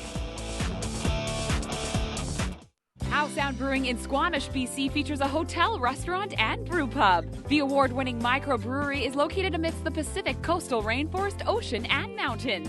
How Sound Brewing in Sea to Sky Country, just a 45-minute drive north of Vancouver. Swim, skate, and work out with a monthly Flexi Pass from Vancouver Parks Board. Gain access to 21 fitness centers, 13 pools, and 8 ice rinks. For more information on the Flexi Pass, visit vancouver.ca. Hi, I'm Jeff Francis, former Major League Baseball player and Toronto Blue Jay. We want you to get out and play ball. Baseball is a way of life. It builds character and teaches the importance of teamwork. Playing ball has allowed me to stay in shape and make many lifelong friends. I may be retired, but I'm still a dad, and there's nothing I like more than getting outside and playing ball with my family. Baseball BC is dedicated to amateur baseball in BC, developing and supporting BC athletes like you. Visit baseball.bc.ca to learn more about the programs where you live. Now let's get out and play. Well, back here at the ballpark, 8-0 Vancouver Canadians leading Tri-City as we get you to the bottom of the 5th. And boy, it has been a little bit of everything as we take a look at some of the highlights from this sold-out stadium that has witnessed a lot of good things right out of the gates. And boy, the offense came to play. There's J.B. Woodman knocking in a ball that some thought was caught, others, no, they didn't. The umpire didn't think it was caught. Of course, there was an error that helped the Canadians end up scoring a couple of runs in that inning. Christian Williams, as the great Don Taylor would say. And Brian Luzardo with the bases loaded, snoring later, as all of a sudden you can see Josh McGee going back, and one for the big boys there. And then all of a sudden the ball to the gap off the bat of Javier Hernandez. And you know what? There was a lot of offense in this one, but kind of tucked away very quietly was this man, Justin Maese. Gotcha. And got him, and just in case you didn't know, for good measure, striking out the side, Jose Sauvignon. Yes, the wine was sour there. And then, of course, here's the single for Tri-City. Ooh, just past Yeltsin Gudido. The first and only hit off of the Canadian starter in this one, as boy, oh boy, Justin Maese had a perfect game until, well, 3 2/3. Here's Brian Luzardo. A ball hit right to the first base with nice pick. Running over is Chris Madison. He'll beat Luzardo to the bag, and they finally solve Brian Luzardo, who should know something about good fielding plays, having authored a few himself on defense. But that's a pretty good pick by the Tri-City first baseman. But it's been just about everything that you'd want for the Canadians, as you say. You know, long ball hitting, good pitching, very good defense. If you're a fan, you feel like that ticket was worth it tonight. Here's Yeltsin Gudido. You know, it's interesting. Gudido hasn't really stood out to me so far this season, but yet they trot him out game in and game out. And they are very high on the tools that Yeltsin brings to the ballpark. Ball right back up the middle. That is base hit number 8 in this game. Gudido is basically going to look up to the press box after and say, listen, buddy, this is why they keep me in the lineup every day. Well, I don't know. At 155, I think you may have a case there a little bit. But again, as we talked about earlier, Rob, I mean, this is a case where what goes on in that conversation between John Tamargo as we look at the base hit here and the ball Look at that. inside Almost part of got it. Boy, here's another effort. Sorry, Lowell, not to cut you off there, where a pitcher will, just instinctually put up his bare hand. That's where injuries happen. And I'll tell you what, they give you that leather glove for a reason, but that ball went right back up the middle.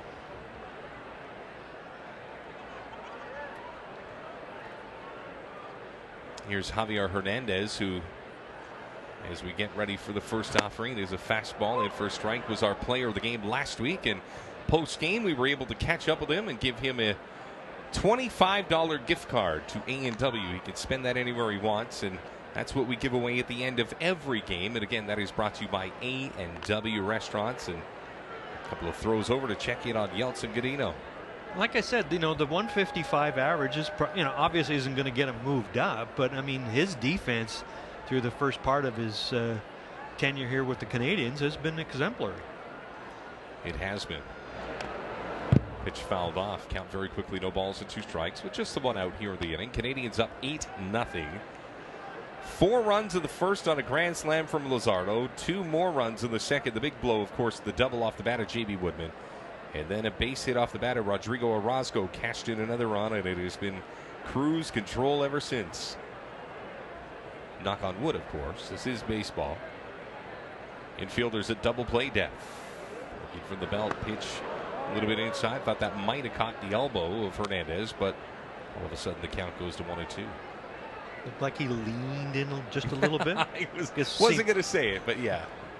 It seems to be catching. I mean, why not? It worked for Christian Williams earlier. It's always a little easier to lean in when that ball's coming in at 75 than 95. For Tri-City, just trying to stay locked in on this game. Maybe chip away at that big deficit that they're facing right now. There's a ball hammered into left. It is base hit number 9, and pretty much station to station. McGee picks that up, gets that very quickly back into the infield, and I'll tell you what, Diamar Lopez, although a little more effective than the starter Will Hennigan, he's still getting touched up. As the line for Hennigan tonight, 3 innings pitched, allowed 7 hits, 8 runs, and get this, they were all earned.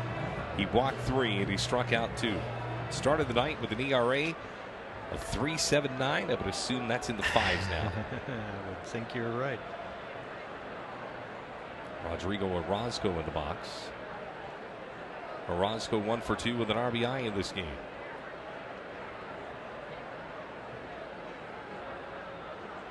Lopez kicks and fires. A ball that is hammered high in the air. Wrong trajectory, unfortunately. Setting up with a little bit of time to spare as the center fielder Buddy Reed comes down with it.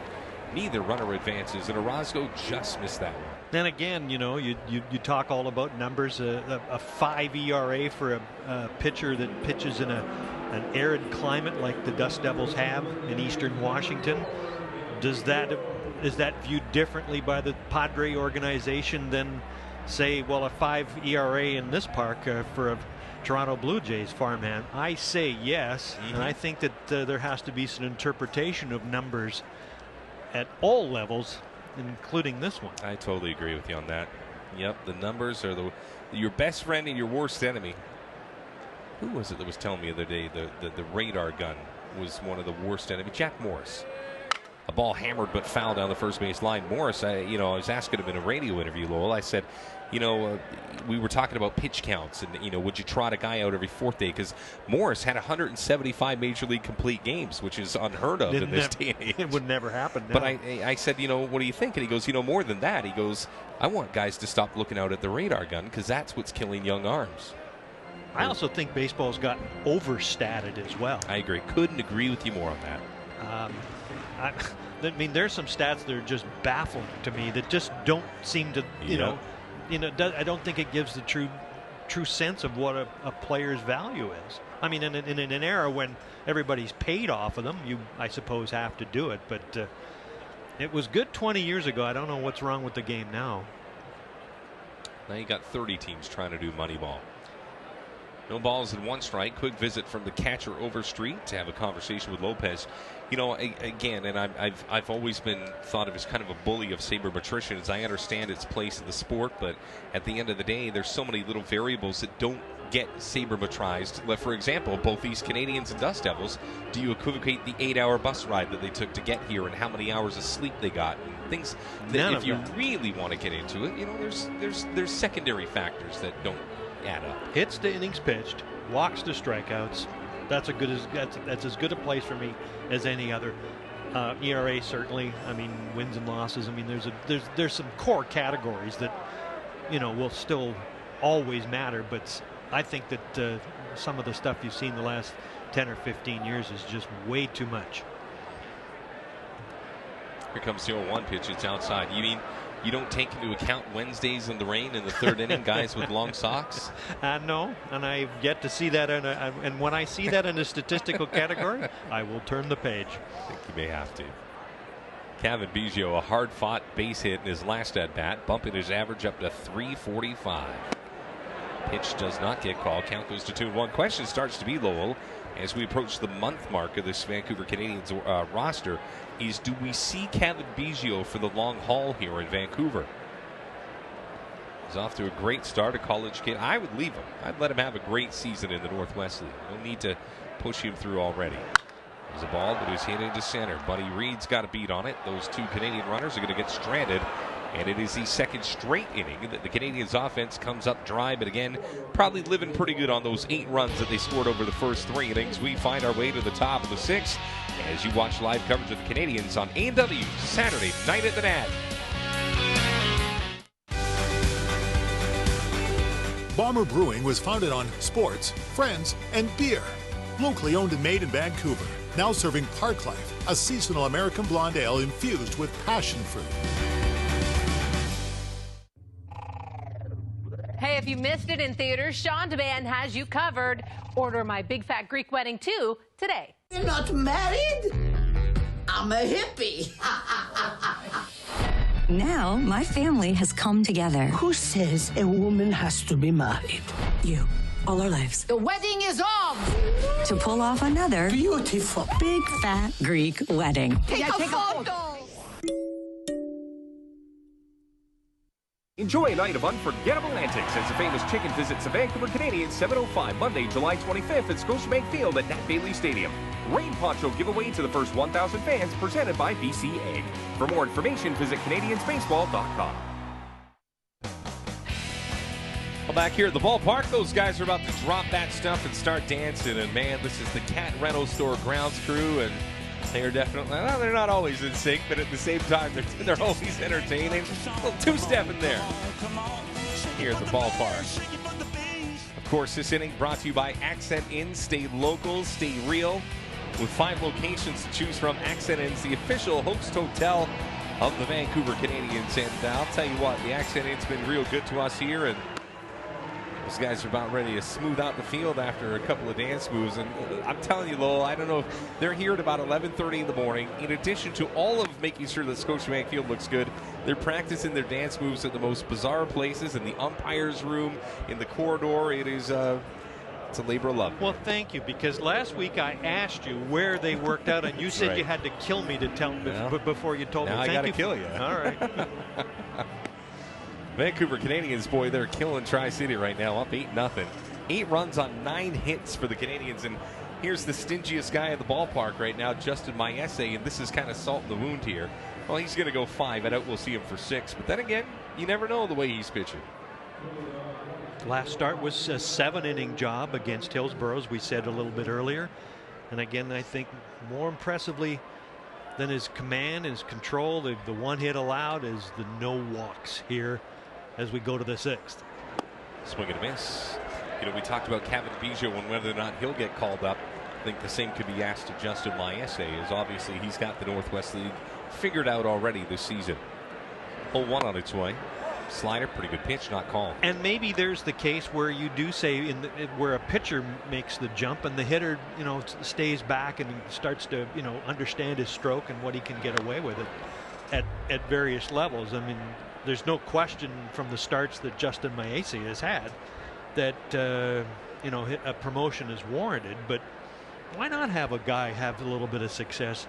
He's not going to the big leagues this year, so just keep slow and steady as she goes. Well, I think a lot of it will have to do as to where the Canadians are in the standing as the season progresses and where Lansing perhaps is as well. You got to remember John Schneider, the former Canadians manager, up there with the lug nuts. Ball out to the shortstop. Cadino across the diamond. Picks it up and throws over, and the beat goes on. And boy, you know, if you're a scout sitting in the stands, you're probably sitting down saying, this guy has gotten Tri-City to just bury every ball into the turf here at this ballpark. And that shows you a lot about what kind of movement he has on these pitches. Well, not only does he have the 4 strikeouts, but he has 8 ground ball outs. And I think that's what is most impressive about what Justin Maese does. And in this case, he gets ground ball number 8 the easy way, 6-3. And infielders love it because they're staying active, they're staying involved, and they're staying focused. Pitch misses outside. Question to you, Lowell. What would you rather lose? Your top pitcher on your staff to a promotion or your top hitter on your staff to a promotion? Well, you've certainly got depth in the pitching department for Vancouver. I think that John Tamargo could certainly work his rotation around rather nicely. I mean, Patrick Murphy has had a couple of good starts, has he not? Yes. But from a hitting perspective, this club is obviously still starving for hits and getting some consistency. You'd like somebody at the top end of the order to have a go at it. There's Kevin Biggio getting involved. Everybody getting a taste of the good life here. The least busy guys in this baseball game are the Canadians outfielders. We have not seen them involved since the third hitter of this baseball game, and then not again until the 4th inning. There have been 3 balls hit to the outfield in this entire baseball game off of Justin Maese. At least by my count, which is up there with not being very accurate. I guess if a ground ball finds its way through, that also goes out there, but let's just say there hasn't been much. Slow roller up the first base line. That'll hop the chalk, and will it come back? Ooh, Maese making sure it doesn't. Yeah, there was a fly out from Buddy Reed, a fly out from Chris Baker. Then you jettison forward to the 4th. Buddy Reed flew out to left field again. Rodrigo Orozco robbed him on that nice play. And aside from a C9 single from Chris Baker, that's it, man. The outfielders have not had anything to touch. Well, that's all I've got on my book as well. And great that you keep score. That's another lost art in this great game, that people come to the park and don't follow along that way. I always found it was a great way to sort of stay engaged with the ball game. Not as much. It's almost a lost art, is it not? Well, now you got your smartphone that does it for you. Small roller back to Maese. Quick flip. It was like a hot potato. He didn't want anything to do with it. Got it over to the first baseman Williams real quick. And it is just another day at the office for Justin Maese, who makes the 6th look like the 5th, 4th, 3rd, 2nd, and 1st. 8-0 Vancouver leading Tri-City right here on Shaw TV. I'm Julia Hanlon, brewmaster here at Steamworks Brewing Company. Every week, a new batch of our local craft beer is brewed with the power of steam. Steamworks is proud to sponsor the Vancouver Canadians. Cheers. Swim, skate, and work out with a monthly Flexi Pass from Vancouver Parks Board. Gain access to 21 fitness centers, 13 pools, and 8 ice rinks. For more information on the Flexi Pass, visit vancouver.ca. Thanks for joining us once again here at Scotiabank Theatre, brought to you by Scotiabank Field, that is, brought to you by Shaw TV. I'm here with Don with Whistler Brewing. Nice of you to come down for tonight's game. Never miss one. Yeah. Can't beat the view, right? The nice outing. Well, let's talk about, you actually provide beer here at the game. We're outside, actually, the beer suite, Whistler Brewing Suite here. What are some beers you offer? Well, yeah, this is a Whistler Brewing Suite. It's the 3rd base suite, so it's good for 25 people. And so when you come into the Whistler Brewing Suite, you get access to all our fantastic beers, some of which aren't available in the stands. So you get Lost Lake IPA, you get our Mountain Lager, and you get our Grapefruit Ale. I'm always surprised at how far beer has come for baseball games. What made you guys want to get involved? Oh, we got a fan here also. You've been here for 4 years, you're saying. What made you want to get involved initially with the Canadians? Well, look at it. It's a great facility. It's a great fan experience. The one thing I love about baseball and beer, probably more than any other sport, is that you enjoy them both together at the same time. Hockey, you kind of go out to the intermission. Football, you run out at halftime. But really with baseball, you enjoy it all throughout the whole game, whether it's in between innings or right to the last pitch. So it's a match made in heaven. A Lots of beer to enjoy, and you're going to be here for the next game and the next month or so. So looking forward to it. Thanks for joining me. Back to you guys. Well, thank you, Vanessa, as we bring it back up here high atop Scotiabank Field at Nat Bailey Stadium. Buzzing to the light tower, kind of like Maverick and Goose back in the old days. Lance Jones. He was up and in on him. 1-0 pitch is fouled off. Count goes to 1-1. You get the feeling Don might be pretty popular in a ballpark like that? Oh, come on, man. You're a beer guy? I mean, in this ballpark? Yeah, you're the king of the hill, man. Don's a huge baseball fan. Very, very big supporter of the Canadians, and we're pretty big supporters of Don Gordon as well. 1-1 on its way. Ball fisted foul. Count goes to 1-2. Yeah, there's not too many places you can go as a beer rep and not turn frowns upside down, right? We're at the bottom of the sixth. Canadians got all their scoring real early. 4 in the first, 2 in the second, 2 in the third. Lance Jones in this game is 0 for 2 with a walk. Ball in the dirt.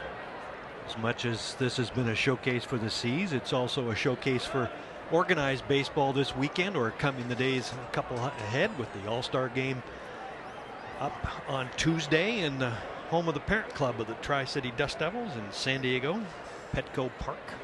2-2. Fastball up, 3-2. Toronto Blue Jays had their 7-game winning streak snapped today. But boy, they're starting to show a little semblance to that 2015 team. Here comes the 3-2. High drive and a right. This is going to be a real tough play, and if it's fair, it's extra bases. It is just going to go foul by about maybe a half foot. And boy, maybe the distance between your elbow and your wrist. That's how far foul it was. And Lance Jones thought he could take a triple all the way for sure. Definitely 3 bags, if that's 6 inches inside. There's a little puddle right down the right field line, right in the corner. It is very subtle. It is in foul territory, but I'll tell you what, somebody's going to be splashing around in the mud if they can get there. There it is. Get a little fishing rod and get in there and find yourself a minnow. Now, you have to be an investigative journalist to find the little nooks and crannies about this park, sir. Oh, there's a few of them. Here comes the 3-2 offering. Ball out to the second baseman. A little spin job. Sevignon picks it up, throws it over to Cabernet for the 4-3 put out. They put the cork in Lance Jones for the first out here at the bottom of the sixth. Jones gets down the line pretty good, does he not? That was a play that's a little bit closer than you might have expected. But your point a couple of minutes ago, you're talking about the Blue Jays, and Aaron Sanchez got a no decision today. Pretty good little story, I thought, on the VancouverCanadians.com by one Rob Fay, talking about whether or not Aaron Sanchez or Noah Syndergaard would be the guy that you would build your team around. We're pitching for strike, and you know what's funny is the whole aura of Noah Syndergaard, the blonde hair, the 6'6" frame, the 100-mile-an-hour fastball makes you think it's a no-brainer. And he's got a win in the World Series last year, but Aaron Sanchez is very quietly starting to make a case for himself, and the numbers aren't that dramatically different from each other. Well, does that argument shift if Sanchez goes back to the bullpen in Toronto in due time? Or does Syndergaard go to the DL? Which is also very likely, because I believe he did get hurt in his last start, did he not? He's got some bone spurs that he doesn't want to talk about anymore, because every place he goes they talk about it. It's well documented, but just the sheer torque that he puts on that big old arm, I can only imagine how long it'll be before he maybe has to address those spurs or maybe a few other things. 1-2 on its way. Backdoor curveball missed. All these years later, do you like that trade still? With the principals being R.A. Dickey and Noah Syndergaard? You're hitting the hot button, buddy. I go down and say that this is the worst trade in Blue Jay history. KP Wee on the other side of the wall, our guy that works up here in the stats department, begs to differ, but I say it's one of the worst. There's a fastball. I don't know. I think he did go. And so too does the umpire. Woodman doesn't agree, but that's the second out. I'll tell you why.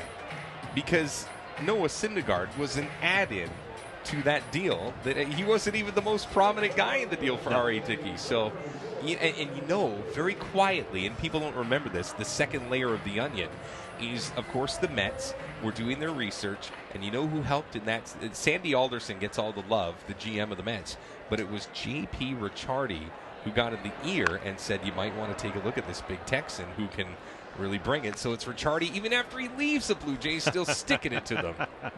Well, I guess, and that was sort of the thin edge of the wedge for the change in the Blue Jays minor league system. I mean, the start of all of the many trades that were made subsequent to the Dickey deal. I mean, what was it? 21 prospects traded by Toronto since 2012. 21 prospects. Good prospects at that. Well, it just goes to show that they drafted well for a couple of years. There's a ball fisted into right field. This should be the inning. Is setting up under it is Taylor Colway. We haven't seen much of him tonight. Comes down with it, and the Canadians quiet for their third straight inning. We suddenly find ourselves at the top of the 7th inning with the Canadians just sitting back, brother. They're enjoying this 8-0 lead. Look at that lopsided line score. A&W Family Fun Sundays tomorrow, tonight, here at the Nat. How Sound Brewing in Squamish, BC features a hotel, restaurant, and brew pub. The award-winning microbrewery is located amidst the Pacific coastal rainforest, ocean, and mountains. How Sound Brewing in Sea to Sky Country, just a 45-minute drive north of Vancouver.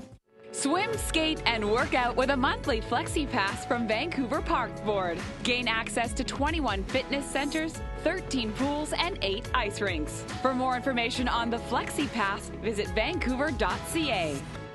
Hi, I'm Jeff Francis, former Major League Baseball player and Toronto Blue Jay. We want you to get out and play ball. Baseball is a way of life. It builds character and teaches the importance of teamwork. Playing ball has allowed me to stay in shape and make many lifelong friends. I may be retired, but I'm still a dad, and there's nothing I like more than getting outside and playing ball with my family. Baseball BC is dedicated to amateur baseball in BC, developing and supporting BC athletes like you. Visit baseball.bc.ca to learn more about the programs where you live. Now let's get out and play. Oh, they're all doing it, man. There it is. Look, you ever seen an 8-foot bear doing the chicken dance? Well, you have now. As we get you to the top of the 7th inning, they're loving it here. Ladies' night here at the ballpark. Just got one of those hat giveaways here. All right, 7th inning brought to you by New Amsterdam Vodka. Hey, they are 5 times distilled, then filtered 3 times more. Proud supporters of the Vancouver Canadians. New Amsterdam Vodka. It's your town. So back here at the ballpark, they're playing a little Sweet Caroline, and boy, nothing sweeter right there than Justin Maese back out for his 7th inning, and for Tri-City, he's no doubt in their head. Oh, look at her. She's been to a couple Neil Diamond concerts as well. So too is the lady behind her. Anyways, all right. Try the veal. I'm here all week. 1 hit for Tri-City. I don't even know where I'm going with that. And you know what? I can tell all the best jokes in the world. That guy right there, he ain't laughing at any of them, man. My essay doesn't crack a grin for anybody. All right, Josh McGee going to try to get things going. 2, 3, 4 in the order. Swing and a miss.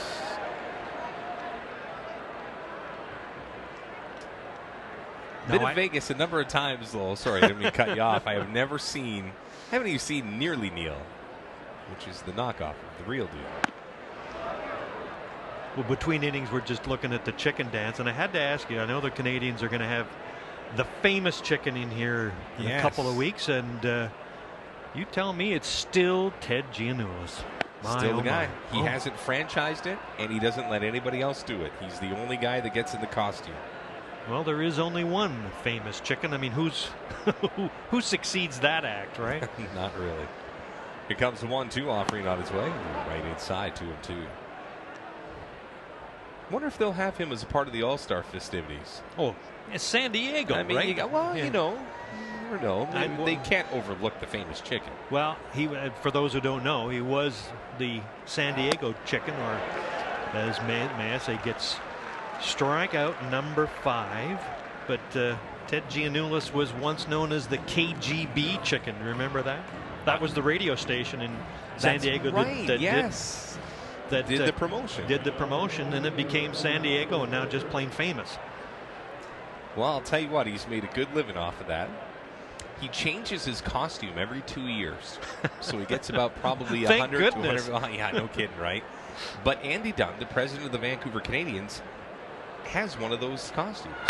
A ball out to the shortstop, Ganino, deep in the 6th hole. Long throw across the diamond in time.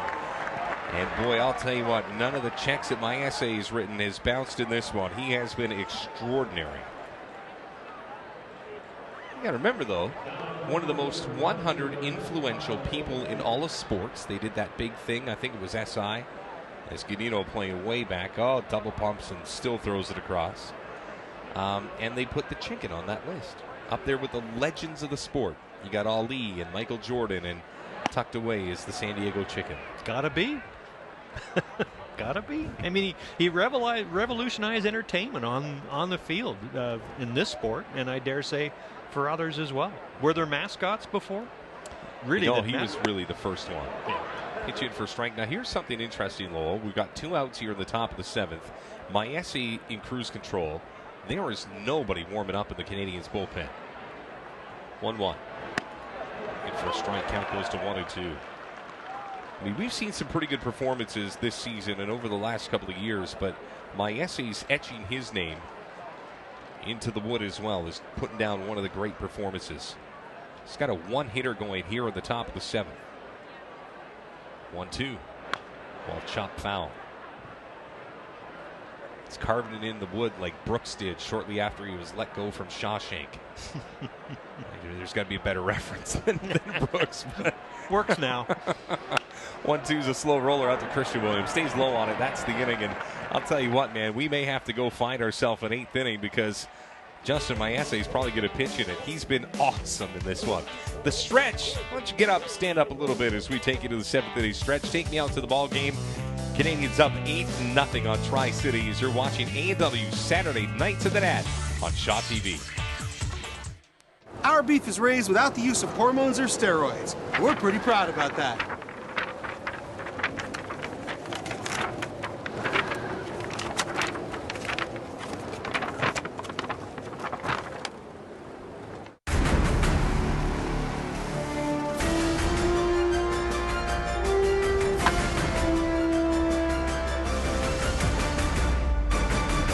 Accenton is the official host hotel of the Vancouver Canadians.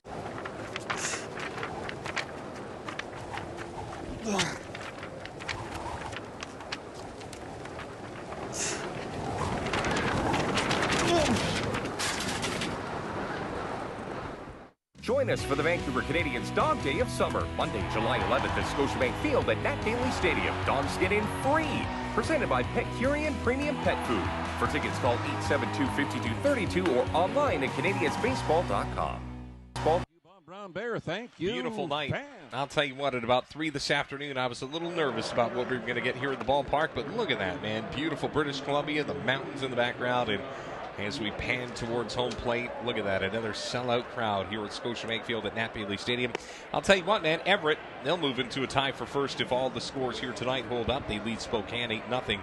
The good news for the Canadians is with Everett winning, the Canadians would still move to within 1 game of both Everett and the team that they're playing tonight, Tri-City. On the other side of the baseball ledger, Salem winning and Eugene winning. Eugene is 16-6 tonight. The Cubs affiliate really rolling in the South Division. Are you giving them the division already? I sure am. I believe you declared that last week, Mr. Fay. Well, the old saying is if you get 5 games more back of the leader in either half, then of course you cannot make up the ground. It was just really tough to do. But you know what? They're up in a bunch. Will Stillman has come into the baseball game. There he is, Big Willie, with 11 strikeouts this season and just 7 innings of work. So he's a guy that knows where the strike zone is, an ERA of 0. Pretty good arm to bring in considering, I don't know if I'd call this mop-up time, but teams down a bunch. They're getting 1 hit right there, and those girls right there, they could care less. If they dab, I'm completely done. They could care less what the score is. They're just having the time of their life. That's what this ballpark is all about. Oh, thought we were going to see the dab. You know what a dab is? I was watching for it. I've got an 11-year-old daughter, and she dabs everywhere we go. You got to stay hip if you want to hang out with your teenage kids. I have a 13-year-old son and a 11-and-a-half-year-old daughter, and if I'm not cool, I'm out. So I'm obviously out. You're out. Yeah, Andre Sotilo in the box. First pitch he saw was a strike. The next one just missed outside. It's interesting in this day and age, they say that they listen to the games every once in a while, but they'll follow on their smartphone more than they'll listen to their dad, which is okay. At least they're checking in. 1-1.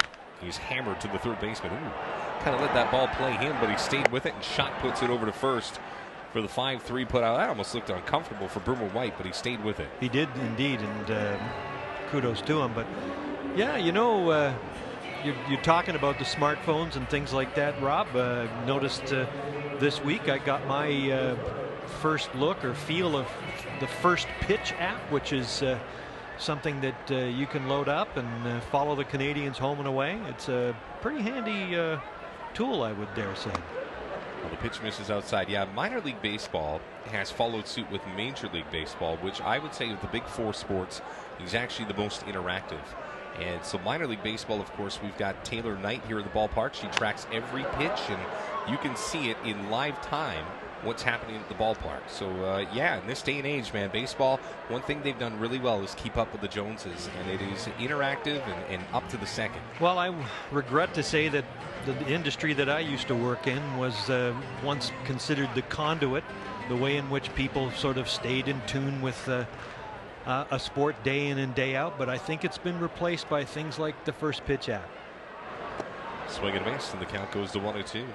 You know, it really, I mean, there's just no way you could not stay in touch with the fortunes of this team or any team in minor league baseball. It is that up to date. Bit of a half swing. Luzardo does go, breaks his bat as he makes his way back towards the third base dugout. And very quickly, 2 outs for Will Stillman. Again, we had numbers all in the right categories with Stillman. And if anything, he's the guy that simply throws a couple more zeros and hopefully gives Tri-City something to build on for tomorrow's 105 nooner.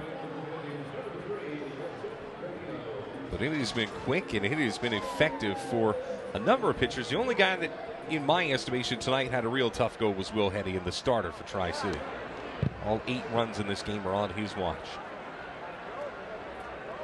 1 ball and no strikes to Yeltsin Godino. So you're loading that up now? I didn't have it, man. I didn't have it. I got one on you. I know. That is a first and a last, I assure you. Oh, yeah. There's a ball that's hit into left field, setting up a little time as Josh McGee stayed low on it. Godino and the Canadians are done. I guess if I'm the guy that writes to it, do I have to have it on my phone? I'm not sure. You don't. We head to the top of the 8th. It's 8-0 Canadians as you're watching A&W Saturday Nights at the Nat on Shaw TV. Whistler Brewing, 100% BC owned and 100% BC brewed for over 25 years. Now serving grapefruit ale at their newly renovated tap house in Whistler Village. Whistler Brewing, authentic, handcrafted artisan beers.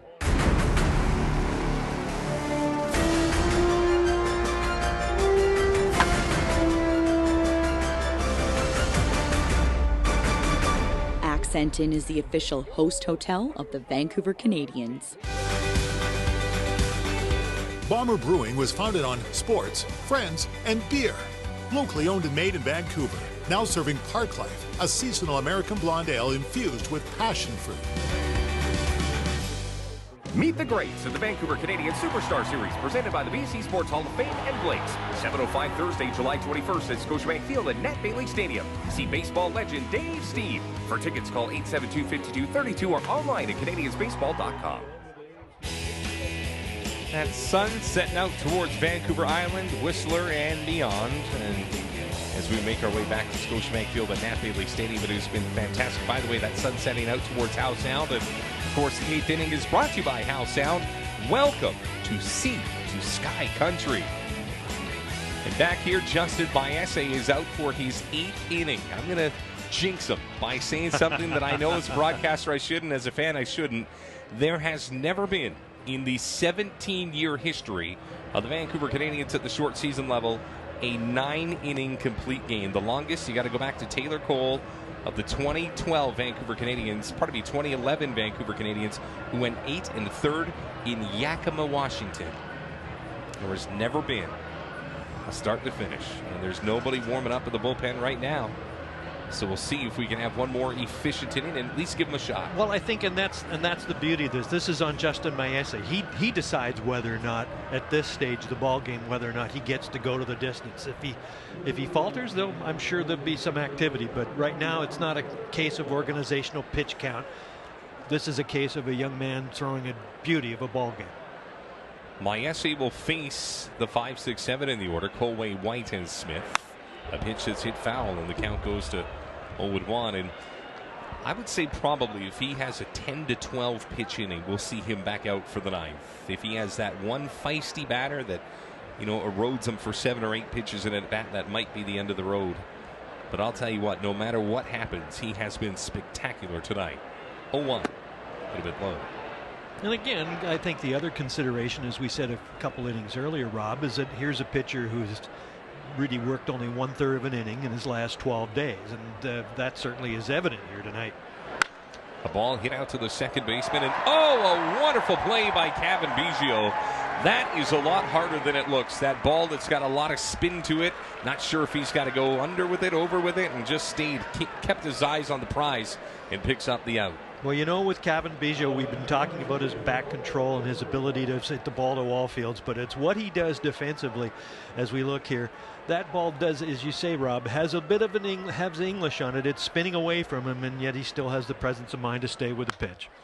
There's a ball hit into left, just the second base hit of the game. First for Boomer White, who was 0 for 2 coming into this plate appearance. And so that is, man, I'll tell you what, a rarity in this game, a base runner for Tri-City. Good clean hit, second one of the game against Maese. But that's an astonishing statistic, as you talked about complete games, home or away, at this level. It certainly tells you a lot more about what the Blue Jays look for in terms of developing their players and not really, concentrating on wins and losses in a certain sense. The idea, of course, is to get innings in for as many people as possible. And Justin Maese has earned the innings that he's received so far tonight. Maese working for the belt, would love one of those ground balls, spin a pair and get this one. There's a high drive into left. This could be out.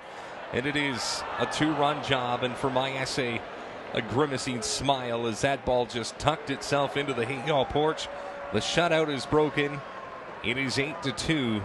And for Maese, the legend, despite it growing by the minute, he's finally tarnished, albeit a little bit, as Tri-City's on the board. And I'm not going to suggest jinx here whatsoever, Mr. Fay, but I believe if we could roll the tape back only 30 seconds earlier, we were talking about exactly what. But you know what? Pitch was in a hittable area. Mason Smith takes care of it. A ball that's hit 330-odd feet down the left field line. Orozco just stopped chasing, and that one goes on to the Hayall porch. And for Maese, as you can watch his reaction, he knows there's a short porch out there in left field, and just like that, they're on the board. It's not to say that he won't still finish it. It just won't be a shutout. I think Maese and the Canadians would just take a victory in this game, which of course would move them to within just one game of first. Still a handful of baseball, 15 more games to play in the first half. Here comes the 1-1. It's lowered away. I still think it's a tip of a cap to Maese right now, is in the fact that there have been 2 hard hit balls, and obviously including the home run, and yet there's still no activity. Maese looking into his catcher Javier Hernandez, who's had a great game tonight. 2-1 is a broken back dribbler out to the third baseman Luzardo, stays with it, strong throw across the diamond in time for the second out. Now the defense is aware of what Maese is doing. There's no doubt about it. There's no hitter. There's, it's not a no hitter. It's not a perfect game. It's not a shutout anymore. But they understand that he's the guy that could do something extraordinary tonight. And again, that one home run is not going to change my thoughts on what he's accomplished tonight. Here's Jose Semignon. The only thing separating the Canadians from the bottom of the 8th. And tell you what, Lowell, even with a grand slam in his pocket and some wonderful defensive plays, I think Brian Luzardo is going to get the silver medal here. And again, how about this? Pink across the diamond in time. Can we give out co-players of the game tonight? I'll tell you what, we may have to, man. Through 8 innings, Justin Maese has been spectacular. We go to the bottom of the 8th. Wonder if he comes out for the 9th. I don't know if he's gonna. 8-2 C's right here on Shaw TV.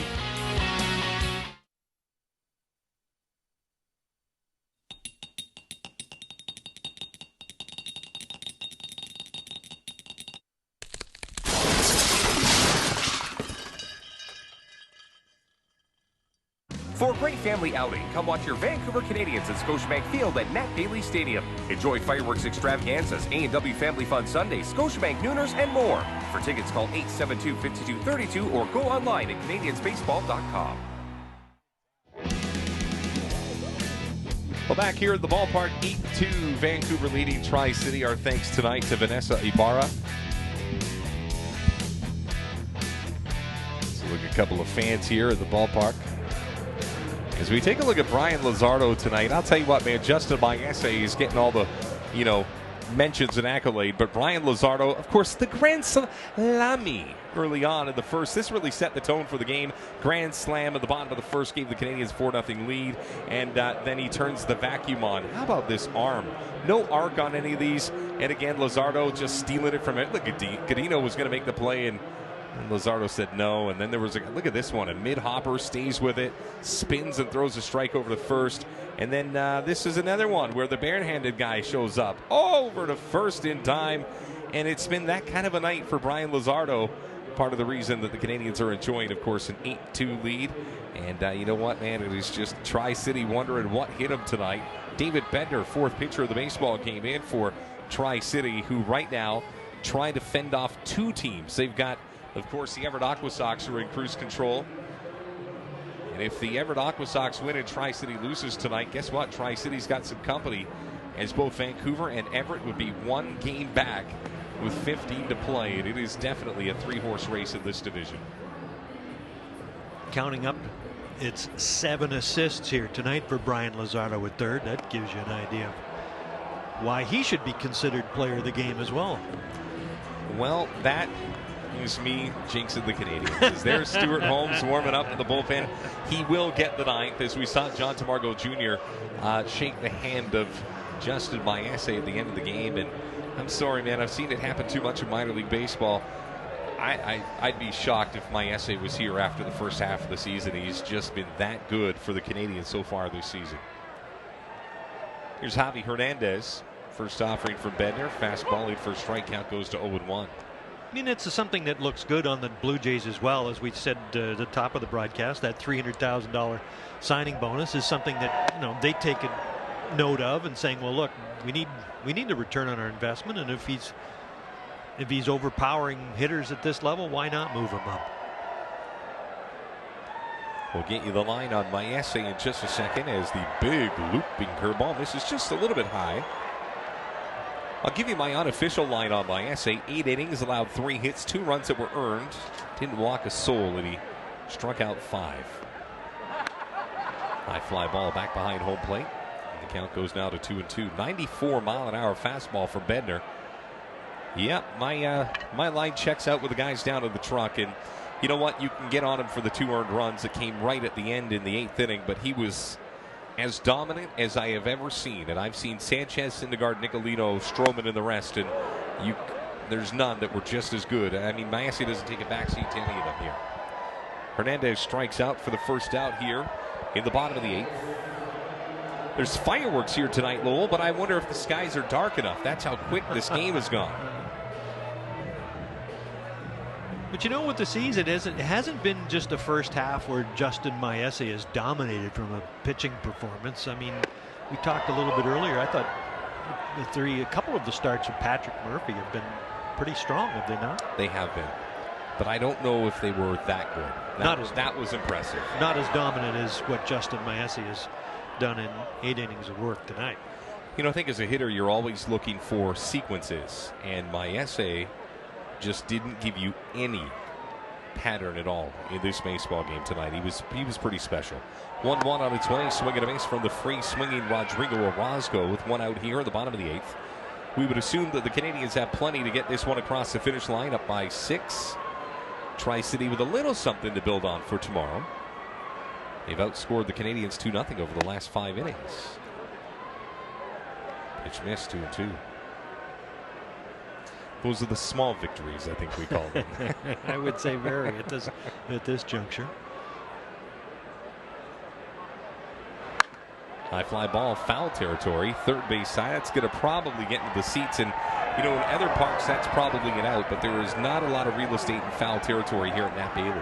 And, Rob, you don't think of Nat Bailey Stadium as an intimidating park, but if you have a decent pitching staff and if you have a dominant performance like the one we saw here tonight from Maese, if you're a Tri-City hitter, you start to, second guess yourself. You start to think about, where are the base hits going to come from and how are we going to get out of this? 2-2 from David Bednar. He's right back up the middle. Base hit number 10 on the night. Second base hit from Rodrigo Orozco's bat. Here's a guy that was hitting under 100 through the first 15 games of the season. All of a sudden hitting around 250. So he's gotten right in a hurry. Pitch right out over the plate, and you do what a good hitter does is take advantage of a mistake hit, really. And Orozco has now 2 for 3. The thing I like about Rodrigo, who of course was last year's MVP of the Bluefield Blue Jays of the Appalachian League, is he didn't get down on himself. You get off to a slow start and the video board doesn't help you out because they show your average every game, but he just stayed with it. High drive in a very shallow right field. Biggio took a big boy swing at it, and unfortunately the loft was just wrong club, so to speak, if to use a golf reference, and Biggio is now 2 for 4 this game. Hit that one way up in the air. So Lance Jones with his 5th plate appearance of this baseball game. He's had a mixed bag, a ground out, a pop out, a walk, a run scored, a little bit of everything tonight. But he's 0 for 3 in this game.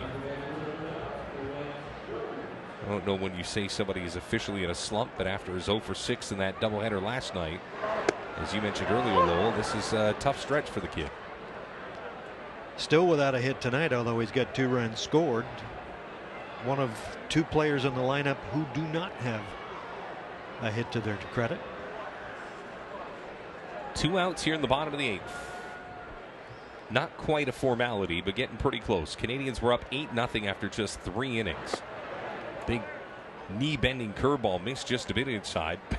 Bednar was actually smiling after receiving the ball back from his catcher. I think he knew he got Jones on that one. It just didn't get the umpire to oblige. 1-1. Fastball fouled off at 94 miles an hour. Well, that bullpen for the Canadians was warming up, but it has stopped warming up. So do you or don't you? Usually pitchers that warm up wait right until the inning is over. Will it be Holmes or will it be Maese? You never know. Here comes the 1-2. It's a curveball that just missed low. This would be the only night where the bullpen could really work on those tomato plants out there, right? Yeah. J.C. Frazier, general manager of the Canadians, started this little garden out in the bullpen, and now they're like 4 or 5 feet high. I don't know what he planted out there. Those things are working well. Absolutely. 2-2 pitch from the right hand. Yeah, they've grown significantly this summer. 2-2 on its way. Another pitch fouled off. Well, who started that tradition? Was it Earl Weaver in Baltimore that once upon a time, I believe, started the tomato factory out there in look at that Memorial Stadium, Baltimore, before they changed to Camden Yards? Got all those pitchers out there, and there's not one of those pitchers taller than the tomato plants in the background. Something else. Here comes another 2-2. Ooh, boy, pretty good pitch. Maybe just a little bit up. Jones is acting cooler than a cucumber, to use another reference of the horticulture. And count runs to 3 balls and 2 strikes. That's the second time in this sequence where Jones. That's a pretty good pitch right there. Has on the replay. Dealt with a bender. Yep, 3-2 and it hit him. After all of that, it ends up in a bruise. And Jones will take it. Couple of brief words for the pitcher, as they have a couple more. I don't know if Jones is talking to himself or to the pitcher just underneath his breath, but there's a pitch that was in right on that forearm. And I'll tell you what, a little wincing here for Jones at the end, as that one just got right on. Fantastic camera work, and Jones went down, and then as he got back up, just a couple of words for the pitcher in an 8-2 game. I don't think 3-2 when you're down by 6, you're looking to headhunt, but at the same time, just one that gets away, and the Canadians with runners at first and second for the big guy, J.B. Woodman. I don't think we're into message pitching in a 6-run game. Swing and a miss. Good old-fashioned fastball right at the belt. Count goes to 0-1. Put it this way, it's not Jose Bautista being revenged upon vis-a-vis Texas Rangers style. Let's make that comparison if we could. 0-1. Swing and a miss. I think Bednar's just, here it is, big fella. If you can get it, it's yours. If not, let's get this thing to the ninth. Can Tri-City 2 runs on 3 hits tonight. The Canadians 8 runs on 10 hits. Bednar looking in. He's got that 5 o'clock shadow like the old Texas gunslinger. Here comes the 0-2 to the zone at 95 miles an hour. Yep, there's the radar gun out there. It doesn't lie, does it? But we're not supposed to take it seriously, according to Jack Morris. Well, yeah, but that's if you're 12. This kid, he wants to show well. 1-2. Pitch fouled off at 94. It has been 4 pitches, the least velocity, 93 of the sequence. There's Lance Jones over there at first base, a man alone on his island. He's not being held on at all by anybody. I guarantee it means something to J.B. Woodman at this at-bat, that's for sure. Bednar kicks and fires. Big pitch that missed at just 74 miles an hour. Which is still harder at the age of 42 than I could throw my fastest fastball. That was his slowest. John Tamargo in the third base coaching box, wondering if he'll have to use that left arm to wave any more runners around tonight. Needed some 8.5-3.5 early on. There's the ball hammered to the left. Bit of a late break, but staying with it was Josh McGee. So those Canadian runners will stay right where they are. And we find our way to the top of the 9th inning. 8-2, Canadians leading Tri-City. Woodman, the second rounder, he's fine with it. Helmet off, gloves off, getting ready to go. AW, Saturday night at the Nat here on Shaw TV. Hi, I'm Jeff Francis, former Major League Baseball player and Toronto Blue Jay. We want you to get out and play ball. Baseball is a way of life. It builds character and teaches the importance of teamwork. Playing ball has allowed me to stay in shape and make many lifelong friends. I may be retired, but I'm still a dad and there's nothing I like more than getting outside and playing ball with my family. Baseball BC is dedicated to amateur baseball in BC, developing and supporting BC athletes like you. Visit baseball.bc.ca to learn more about the programs where you live. Now let's get out and play.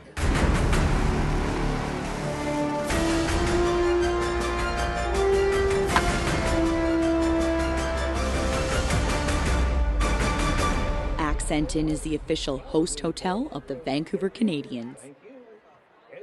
New Amsterdam Vodka, proud supporters of the Vancouver Canadians. It's your town. Well, the Canadians had some crooked numbers early. Man, they had a lot of them. Built up an 8-0 lead. That top of the 8th, the only blemish on an otherwise fantastic night for the Canadian starter Justin Maese. And there's the bullpen cart just parking itself shortly after dropping Stuart Holmes off to the mound. Holmes, the left-hander, who will try to just get this one across the finish line for the Canadians in the white and red, number 31 jersey. Holmes had a bit of a rocky season. Those are the numbers, an ERA of 17.36. But you know what? This is a perfect situation for him to come in and get it done. You know, we look back at Justin Maese in this game tonight, man, and he was as good as advertised. I wasn't even sure if he was going to make this start, but if anybody had any questions, these kind of answered them in pretty fine form. There's the second strikeout, and then he struck out the side. And then, of course, a little nubbler. He got some help from his friends tonight. Brian Luzardo with a beautiful play over there at third base, and they got a little help from Yeltsin Cadino, and that was just burying all these guys into the ground. And even the big guy, Hot Potato, get it over to the first baseman. And you know what? There were very few things that went right. That was the only thing for Tri-City that did. And as soon as that ball went over the fence, that's a rare smile from Justin Maese, grimacing a little bit, but nonetheless, one of the best outings we've seen from any Canadians pitcher this year. And now Stuart Holmes comes in to simply lock her down. I don't know which is the more important or the more impressive number for Justin Maese, the no walks or the 15 ground ball outs. That really, to me, are the two stories with respect to his pitching performance here tonight.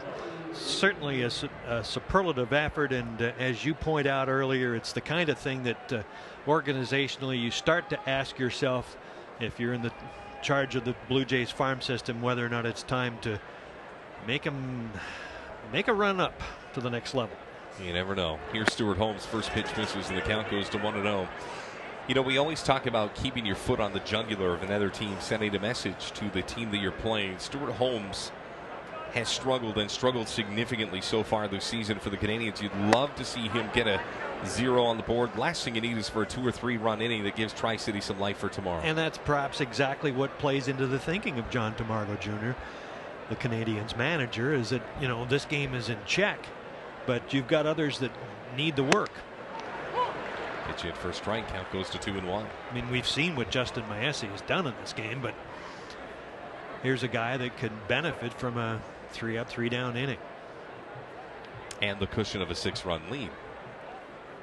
Pitch from the left-hander on its way. It misses low and away. You know, this is a second tour of duty for Holmes in Vancouver. Last year, he had an ERA right around 3. He was one of the most effective arms out of the bullpen for the Vancouver Canadians. But for some reason this year, I don't know if they've changed his arm slot or what have you, but it has been rocky waters.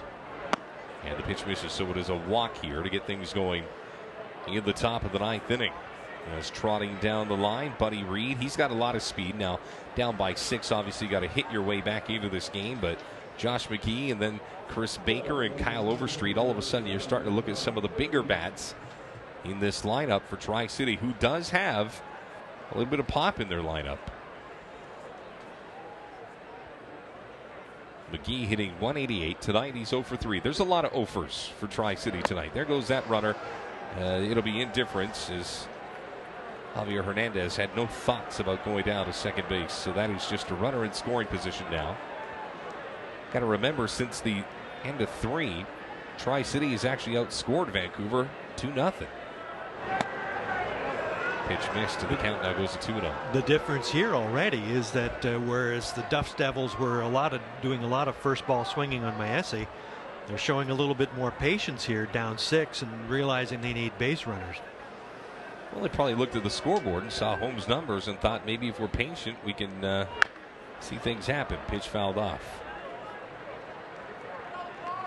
It's a real important outing for Stuart Holmes tonight. It's a little subtlety in a game that has been very much pro-Vancouver, but Holmes, going through the motions, needs to lock this one down.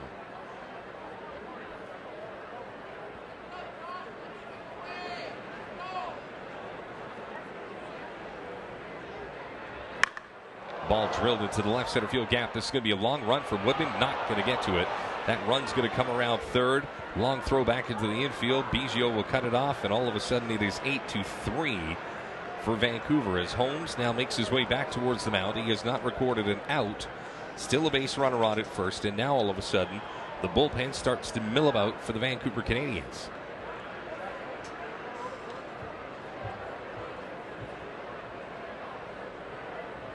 I don't know if I would say that I'm nervous per se. I'm just not sure if I would have gone to Stuart Holmes tonight. I understand 6-run lead in the 9th, but the reality is this is a message. This is a statement game for the Vancouver Canadians, and all of a sudden you've got an opportunity to give these guys a little bit of life. They're going to take these runs in their pocket, go back to the exit in tonight as Tri-City, and bring this to the ballpark in just a couple of hours. Well, if not when the 6-run lead, when do you try and find some innings for a struggling pitcher? Ball hammered down the third base line, but foul with the runner going. Well, maybe when you're down by 4 or 5. I mean, these outings are earned, and again, I say this with absolute respect for Stuart Holmes, a fantastic individual, a good human being, and I just look at where the Vancouver Canadians are in the standings. They've got the team that they're chasing right in their crosshairs, and I wouldn't give these guys any room to breathe in this series. But I would do to them. But here's the difference between organizational, baseball and winning and losing, and sometimes those two philosophies clash a little bit. That's a fair point. There goes the runner again. Again, no throw. These are just runners going to the scoring position at will.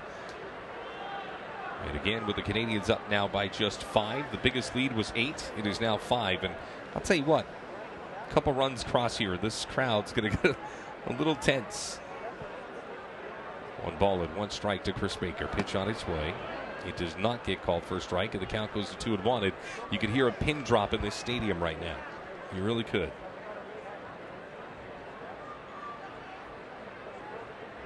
A lot more patience, though, being shown by these hitters. That's a great point, Lowell.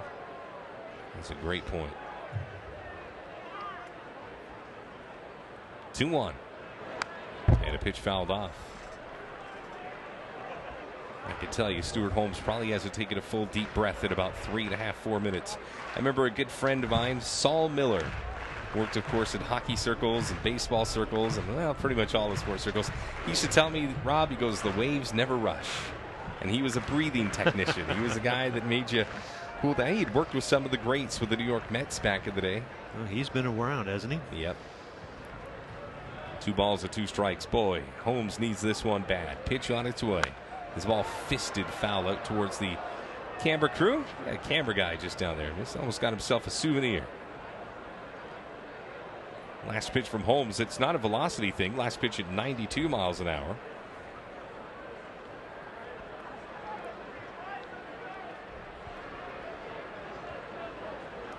There's that runner out there at second base, representing run number 4 in this baseball game. For Tri-City is the left-hander. Kicks and fires. Little fister into very shallow right field. It's going to be a real tough play. Wonderful catch.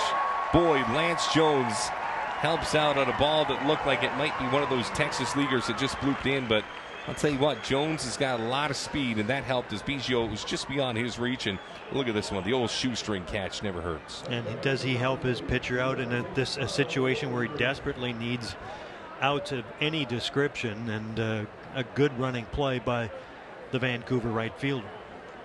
So now with 1 out, you look at Kyle Overstreet. No home runs, 9 RBI this season.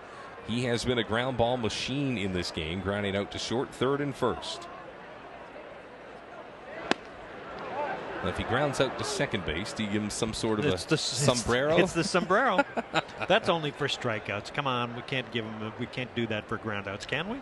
Sure we can. We can do anything we want. Yeah. At least for this broadcast. 1-0 pitch is a ball that is hammered into right, and look at this. Lance got it again and battled the lights as he did it. And I'll tell you what, this time of night, where the natural light and the fake light switch responsibility, that was right into the lights, and Jones stayed with it. Well, I dare say that Lance Jones' teammates will probably give him a raz or two on this ball, because he looks like, whoop, I'm going the wrong way. I might just have to go back just a little bit, but he does get the out nonetheless. And the Dust Devils are about dusted. Ooh, they're 1 out of 8. That's a good headline. You're an old newspaper guy for that one. So now with 2 outs, it's down to Taylor Colway as the pitch in. They've got to have a sponsorship deal, don't they? With a name like Dust Devils down in. Isn't there a vacuum company? That's a dirt devil. Dirt Devils. Okay, well that would work. Come on, I'm just thinking out loud here. You're onto something. 0-1. He's way inside. 1-1. Bullpen for the Canadians is going. Gabriel Noales, just in case. The bus for the Tri-City Dust Devils is actually just pulling into the parking lot. 1-1, right down the heart of the plate. So now the Canadians are a pitch away. Boy, Shaw TV's brought their luck with them once again. Canadians with a pretty good track record when the boys show up with the big blue truck. So now the fan base starts to really get into it, and that man's heart rate's pumping a mile a minute. He knows he's close. Left-hander looking in. Has his sign, offers up a curveball that just missed. Boy, pretty good pitch. That's all right. Canadians are still up by 5. Holmes will take a nice deep breath and look into Javier Hernandez. The catcher with a couple of signs with that runner out at second base. Pointed as if he wants it down and in. Here comes that 2-2. Slow roller to the third baseman, Luzardo. He's had a fantastic game and caps it off with that. It's a ground out that ends the game at Vancouver with a statement game as they open up this 3-game series against Tri-City with a very convincing 8-3 victory, which moves them to within just 1 game of first in the North Division with 15 to play. Lowell, buckle up. Buckle up indeed. I mean, it has been a kind of a bumpy ride for the Canadians on the road, but they come home and, as you say, Rob Fay, a statement game, a statement win for Vancouver, a night where Justin Maese is the dominant player. He gets great defense behind him, gets good hitting too, and the Seas have righted the ship after losing 3 of 5 down I-5 in Salem. Well, they take the final game of last night's doubleheader, so guess what? They're on a 2-game winning streak. It's a sea of white, red, silver tonight, as the Vancouver Canadians improved to 12-11, with the loss, of course, Tri-City falling to 13-10. So yeah, you got it. Everett wins tonight. And then, of course, the Canadians are still 1 game back as well. 3-horse race. There's Justin Maese. We take a break. We come back with the totals and much more right here on Shy TV. How Sound Brewing in Squamish, BC features a hotel, restaurant, and brew pub. The award-winning microbrewery is located amidst the Pacific coastal rainforest, ocean, and mountains. How Sound Brewing in Sea to Sky Country, just a 45-minute drive north of Vancouver. Hi, I'm Jeff Francis, former Major League Baseball player and Toronto Blue Jay. We want you to get out and play ball. Baseball is a way of life. It builds character and teaches the importance of teamwork. Playing ball has allowed me to stay in shape and make many lifelong friends. I may be retired, but I'm still a dad, and there's nothing I like more than getting outside and playing ball with my family. Baseball BC is dedicated to amateur baseball in BC, developing and supporting BC athletes like you. Visit baseball.bc.ca to learn more about the programs where you live. Now let's get out and play. I'm Julia Hanlon, brewmaster here at Steamworks Brewing Company. Every week, a new batch of our local craft beer is brewed with the power of steam. Steamworks is proud to sponsor the Vancouver Canadians. Cheers. Well, back here at the ballpark, all 6,413 enjoyed this one start to finish. Canadians jumped out to an early 8-0 lead, and from there it was cruise control. As you take a look at the box score from tonight's game, it was really all systems go for the Canadians early on. 3 runs on 4 hits for Tri-City. Vancouver 8 on 10. A couple of Canadians still hanging around. Have a couple of autographs. As we take a look at the highlights from this game tonight, Lowell, a few of them really stand out for me, and we can share this one. Really, there were a couple of stories. This really kicked things off. A grand slam off the bat of Brian Luzardo got things going. It was 4-0 in the bottom of the first. And just like that, the Canadians were off and running, and Justin Maese was just in fine form. I mean, strikeout there. There's another strikeout as well. Look at the movement on those pitches. And that was one of the few blemishes, a 2-run shot off the bat of Mason Smith. That broke the shutout bid. It was 8-2 at that point. And then, of course, another run comes home to count for Tri-City on this one. But that was really it, man. The Canadians just did everything that they needed to do. And just like that, here comes Stuart Holmes for the final out. And you know what, it's Brian Luzardo. One of the best defensive outings I've seen from anybody in a Canadians uniform in recent memory. Part of the reason the Canadians go away 8-3, and there's the standings. With the Seas now just a game back, pending that Everett is still in the chase, but that Vancouver 2-game winning streak is looking a little bit better after Justin Maese lowers his, he started the game with a 1.94 ERA. It's going to really shrink after this game as well. Absolutely. We'll take our final break. When we come back, our final segment as you're watching A&W Saturday Nights of the Nat right here on Shaw TV. At A&W, all our beef is raised without the use of hormones or steroids. Who's going to take this all in? Oh, what? Oh. Okay.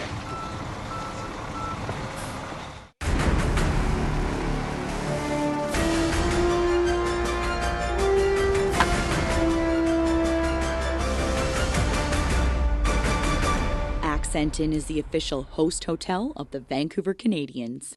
Swim, skate, and work out with a monthly Flexi Pass from Vancouver Parks Board. Gain access to 21 fitness centers, 13 pools, and 8 ice rinks. For more information on the Flexi Pass, visit vancouver.ca. Okay, yeah, look at that.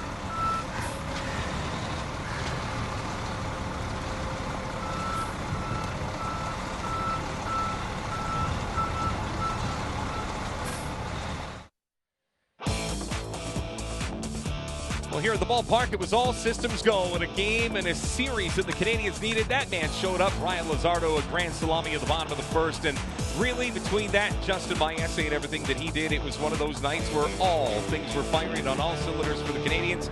Our player of the game, Justin Maese, he wins a $25 gift card from A&W. Congratulations to him. They're happy for him. Our next home game coming up not long from now, July the 23rd. The Emeralds are coming to town. The Beasts of the South. They're 17-6. That's a formidable foe. Kind of like Sex Panther. Ron Burgundy was doing this broadcast. They're having a good time. We had a great time as well. Thanks to everybody in the Shaw TV truck, all our camera crew here. Lowell Ulrich took that one up and in. It was a nice night for the Vancouver Canadians. 8-3 victory. Thanks for joining us for another A&W Saturday night at the Nat here on Shaw TV.